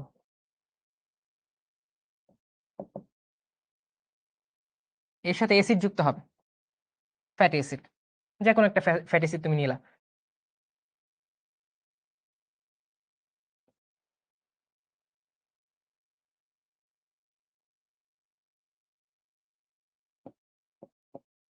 এ ধর একটা ফ্যাটি অ্যাসিড নিলাম, যে কোনো একটা ফ্যাটি অ্যাসিড। এখন 3টা ওএইচ, এই 3টা কার্যকরী মূলককে তোমার নিউট্রাল করতে হলে বা এর সাথে বিক্রিয়া করতে হলে অবশ্যই তোমার এই কার্বক্সিলিক কার্যকরী মূলক কয়টা লাগবে? 3টা লাগবে। তাহলে তোমার 3টা ফ্যাটি অ্যাসিড লাগবে। এই 3টা ফ্যাটি অ্যাসিডের 3টা কার্যকরী মূলকের সিওএইচ, সিওএইচ কিন্তু ভেঙে লিখতে পারি এরকম, ঠিক আছে? এখানে নেগেটিভ, এখানে পজিটিভ, আমরা বলেছি অলরেডি পোলারিটি, তাই না? এইখানে বলতে পারো এটা একটু পজিটিভ, এটা একটু নেগেটিভ, হাইড্রোজেন বন্ড, পোলারিটি। এখন যেটা হচ্ছে, এই হাইড্রোজেনটা এই ওএইচ এর কাছে চলে যায়, ওএইচ আর হাইড্রোজেন মিলে কি তৈরি হবে? পানি। তাহলে 3টার জায়গায় 3 অণু পানি তৈরি হবে। আর থেকে যাবে কি? পানি দিয়ে গেছে? 1 মিনিট, আমি একটু পানি খেয়ে নিই, গলা শুকিয়ে গেছে।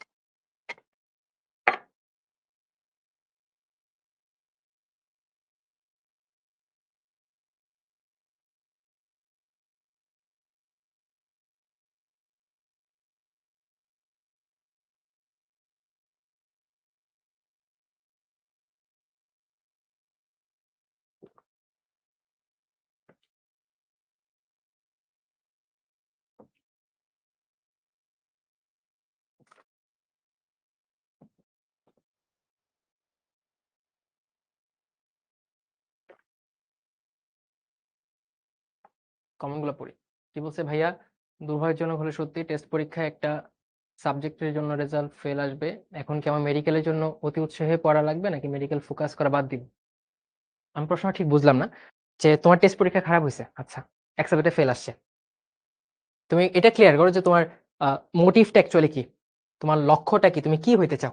তুমি ডাক্তার হইতে চাও নাকি ইঞ্জিনিয়ারিং লাইনে পড়তে চাও? এটা একটু বলো, দেন একটা সাজেশন দেই।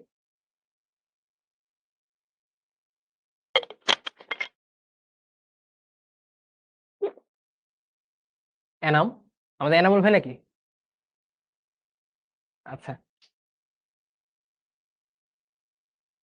এনাম বলো। স্যার কয়টা পর্যন্ত ক্লাস হবে? শেষ করে দিব, খুব একটা না।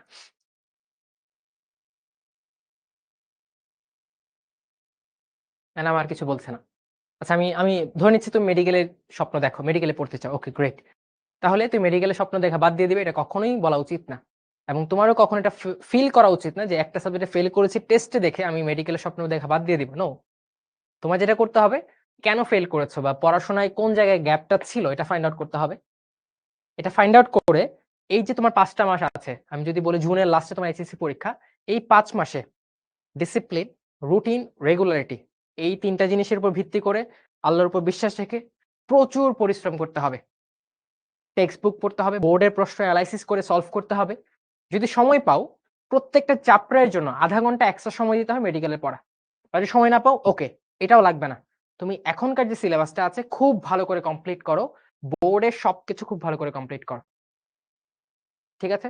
এটা দেখবা বোর্ডে একটা অসাধারণ রেজাল্ট হচ্ছে, তখন তোমার মন খারাপ থাকবে না। তখন তুমি ভাববা, আরে বোর্ড পরীক্ষা ক্র্যাক করে ফেলছি 5 মাসে, মেডিকেল তো ব্যাপারই নেই ইনশাল্লাহ। তখন একটা আলাদা বুস্ট আপ আসবে, ঠিক আছে? সো হতাশ হওয়ার কিছু নাই, মন খারাপ হওয়া স্বাভাবিক, বাট মন খারাপটাকে একদম তীব্র হতাশার জায়গায় নেওয়া যাবে না। মন খারাপটাকে শক্তিতে রূপান্তর করতে হবে। ওকে, আমি ফেল করছি কেন দেখি, এখন ফেল করছি বাট 5 মাস পরে আমি ফেলিওর থাকবো না। I will show the world what can I do. ঠিক আছে? তো আমি বলবো তুমি এটা চ্যালেঞ্জ হিসেবে নাও, হতাশ হওয়ার কিছু নাই। 5 মাস পরে দেখবা তুমি অনেক ভালো রেজাল্ট করছো, তখন আমারে বললো ভাই আই ডিড ইট।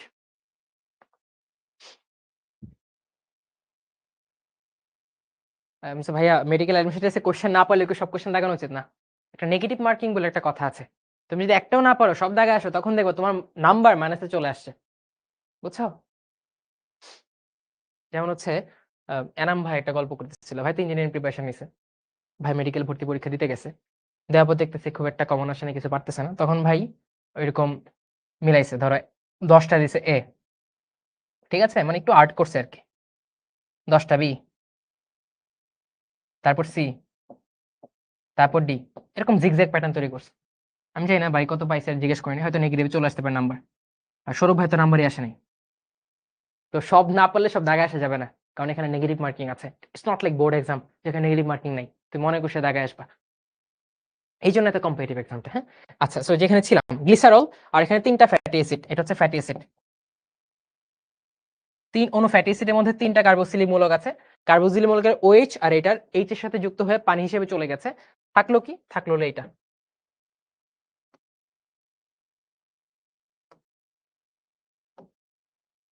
দেখো কি আছে,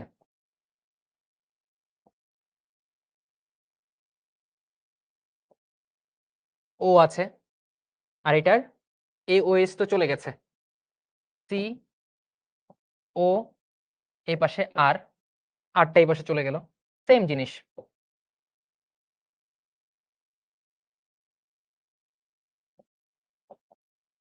এই যে যৌগটা পাইলা, এটা হচ্ছে একটা অ্যাস্টার, এটা হচ্ছে একটা লিপিড, এটা হচ্ছে একটা ট্রাইগ্লিসারাইড। তাহলে এটা হচ্ছে একটা অ্যাস্টার, এটা হচ্ছে একটা লিপিড, যেটা নিউট্রাল লিপিড, কারণ অ্যালকোহল গুলো হচ্ছে নিউট্রাল, ঠিক আছে? অ্যালিফ্যাটিক অ্যালকোহল গুলো হচ্ছে neutral. So it's one kind of alcohol, polyhydric alcohol, it's neutral. আবার এখানে মনে রাখতে পারো প্রত্যেকটা OH কে প্রশমিত করে ফেলছে COH। সো নিউট্রাল লিপিড বা ট্রাইগ্লিসারাইড, ট্রাইগ্লিসারাইড। কেন ট্রাই? দেখো 3টা ফ্যাটি অ্যাসিড, গ্লিসারল, যেখানে 3টা OH মূলক আছে, সো ট্রাইগ্লিসারাইড, এটা হচ্ছে লিপিড। আচ্ছা, লিপিড গুলা কি পানিতে ভাসে? তেল পানিতে ভাসে, তাই না? সো পানিতে কারা ভাসবে? যারা পানি থেকে আপেক্ষিক গুরুত্ব বা ডেনসিটি কম। সো লিপিডের ঘনত্ব অবভিয়াসলি পানি থেকে কম।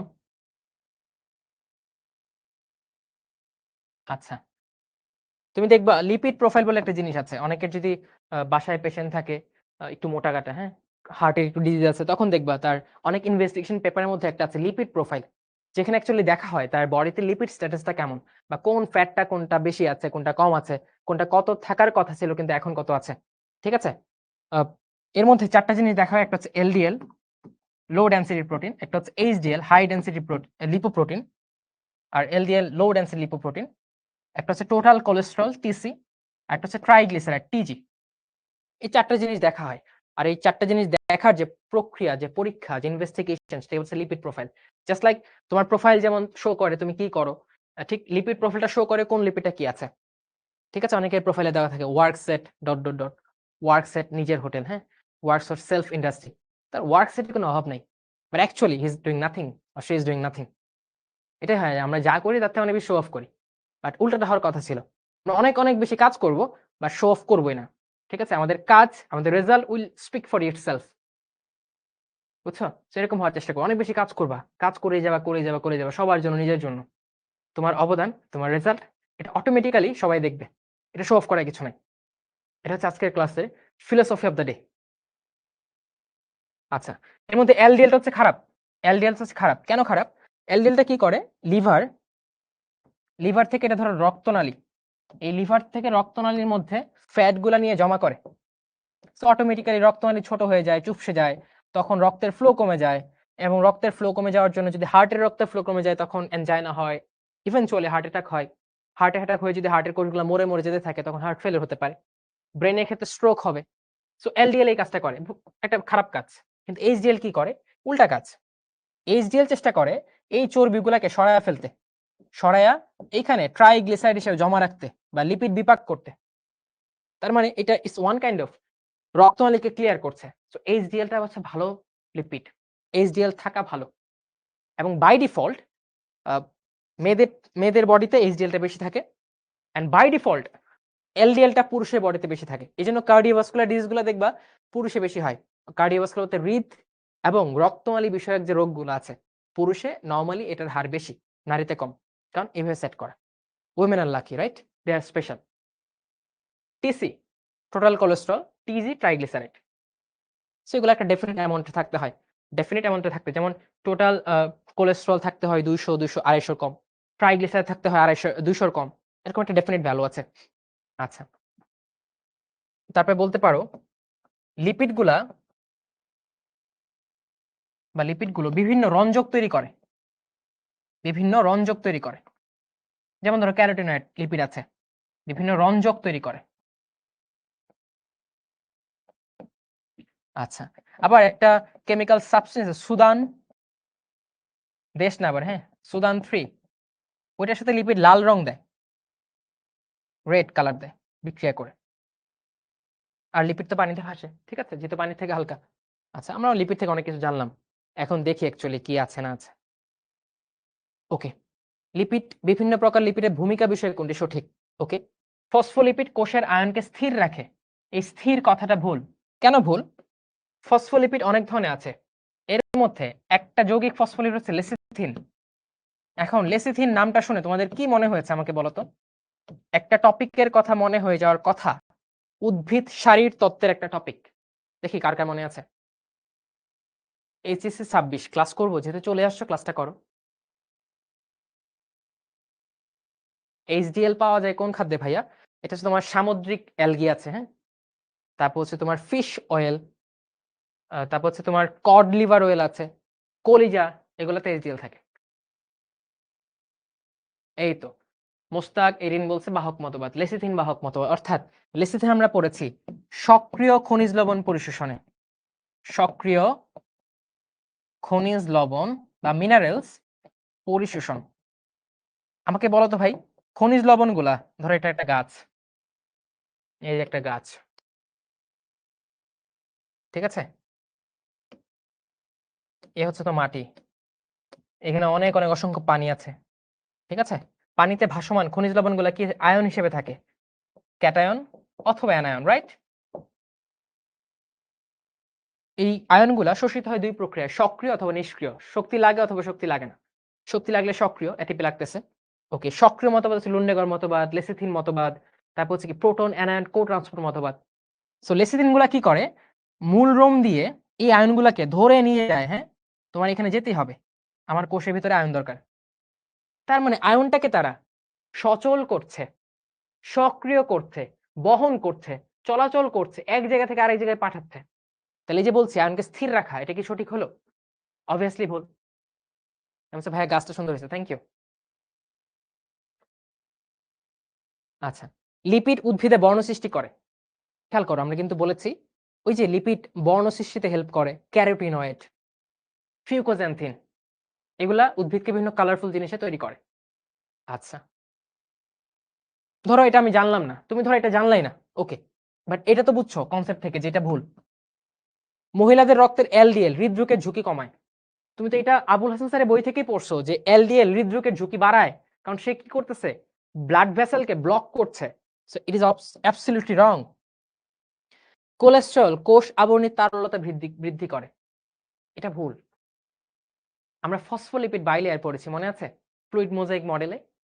এর মধ্যে ফসফোলিপিডটা হচ্ছে কোষ আবরণীর তারল্যতা বৃদ্ধি করে। এটা প্রেসাইজলি বলতে গেলে ফসফোলিপিড। তাহলে কোলেস্টেরল বলেছে এটা আংশিক বৃদ্ধি করে, বাট মোস্টলি রেসপন্সিবল হচ্ছে ফসফোলিপিড। তাহলে এটা ফসফোলিপিড হলে আমরা কারেক্ট বলতাম, কিন্তু এটা ভুল, কারণ তারল্য বৃদ্ধি করে কে? তারল্যতা বৃদ্ধি করে ফসফোলিপিড।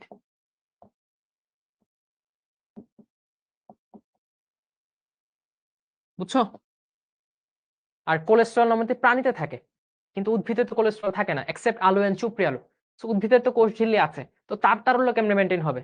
বাট ফসফোলিপিড হচ্ছে একটা ইউনিভার্সাল, এটা সব জায়গায় আছে। তো phospholipid mainly responsible for maintaining this fluidity of the cell membrane. আচ্ছা, বাকি রইল একটা, লিপিড উদ্ভিদে বর্ণ সৃষ্টি করে। সো ব্ল্যাঙ্ক তো আসে না, উত্তর এটা কারেক্ট, লিপিড উদ্ভিদে বর্ণ সৃষ্টি করে। সো এই প্রশ্নটা এসেছিল প্রবাবলি আজিবুর রহমান স্যারের বই থেকে অথবা আলিম স্যারের বই থেকে। কিন্তু কেউ যদি আবুল হাসান স্যার খুব ভালো করে পড়ে, কনসেপ্ট ক্লিয়ার করে পড়ে, সে কিন্তু মেথড অফ এক্সক্লুশনে হলেও এটা দাগাইতে পারবে, এটা চান্স নিতে পারবে, রাইট? সো উত্তর হচ্ছে লিপিড উদ্ভিদে বর্ণ সৃষ্টি করে।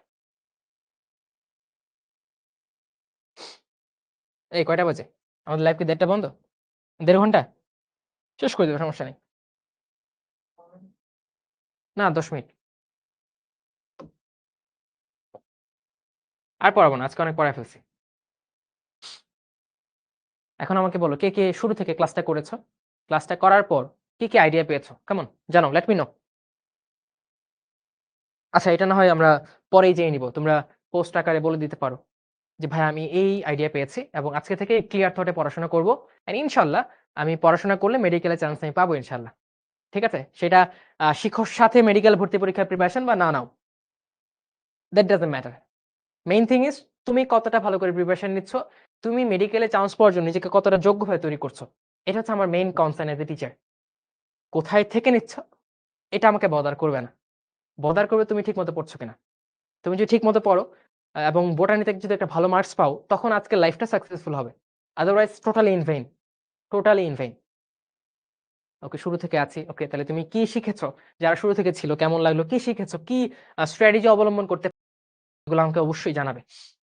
তো আজকে ক্লাস আর দীর্ঘায়িত করব না, একটু রিক্যাপ করি আজকে ক্লাসের রেজুলেশন গুলো আমরা কি জেনেছি। প্রথম হচ্ছে একটা বই খুব ভালো করে পড়বো, একটি বই খুব ভালো করে কনসেপ্ট বুঝে পড়বো।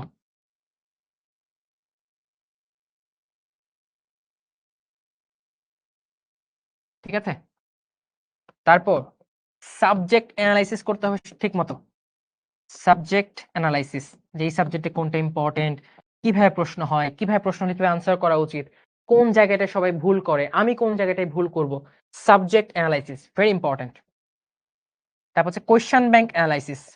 আমরা একটা কোয়েশ্চেন ব্যাংক বানাচ্ছি, white coat warriors question bank নাম দিয়েছি। ওইখানে বিগত 15 বছরের মেডিকেলের প্রশ্ন, ডেন্টালের প্রশ্ন, কিছু এফএমসি প্রশ্ন থাকবে এবং ব্যাখ্যা বিশ্লেষণ সহ থাকবে, যেখান থেকে একটা প্রপার আইডিয়া তোমরা পাবে যে how to explain question bank. আচ্ছা, তারপর আমরা লং সিলেবাস নিয়ে যে এখন থেকে ভাবা শুরু করতে হবে সেটা সম্পর্কে আইডিয়া পেলাম, এবং লং সিলেবাসের একটা শর্ট লিস্ট আমরা পেলাম যেগুলো ইম্পর্টেন্ট। ঠিক আছে, কোনগুলা? সবার আগে কোষ রসায়ন। আর যাদের শর্ট সিলেবাস শেষ তারা চেষ্টা করবো লং সিলেবাস গুলা অ্যাটলিস্ট অ্যাডমিশন ফেজ যাওয়ার আগে একবার করে পড়া এবং এর প্রিভিয়াস এর প্রশ্নগুলো দেখা।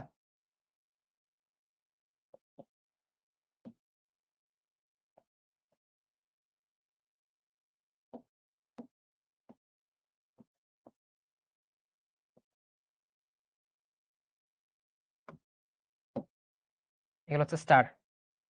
আর ক্ষুদ্র ক্ষুদ্র দুইটা চ্যাপ্টার আছে, একটা হচ্ছে উদ্ভিদের প্রজনন,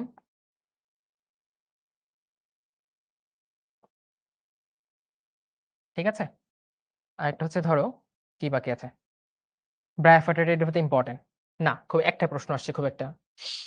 তুমি বাদ পড়লো কি?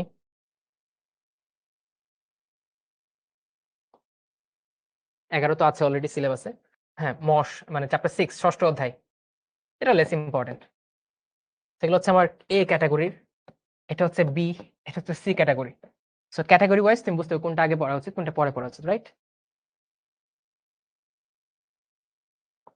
সো আজকের ক্লাস থেকে আমাদের এটাই ছিল টেক ওয়ে। সবাই ক্লাসটা রিক্যাপ করবে, এবং যদি ক্লাসের জিনিসপত্র ভুলে যাও, আমাদের ইউটিউবে ক্লাসটা থাকবে না মোহাম্মদ? ইউটিউবে ক্লাসটা থাকবে, ওই ক্লাসটা গিয়ে বারবার দেখবে, যাতে একটা প্রপার স্ট্র্যাটেজি তুমি দাঁড় করাতে পারো। এবং when you are done with your strategy in botany, let me know যে ভাই আমি এরকম প্ল্যান সাজাইছি, and this class was effective, whatever it is, জানাও আমাকে। ঠিক আছে? সো একটাই বলবো ভাই, অ্যাজ আই অলওয়েজ সেড, যে মেডিকেল ভর্তি পরীক্ষা ইটস নট এ নরমাল ভর্তি পরীক্ষা।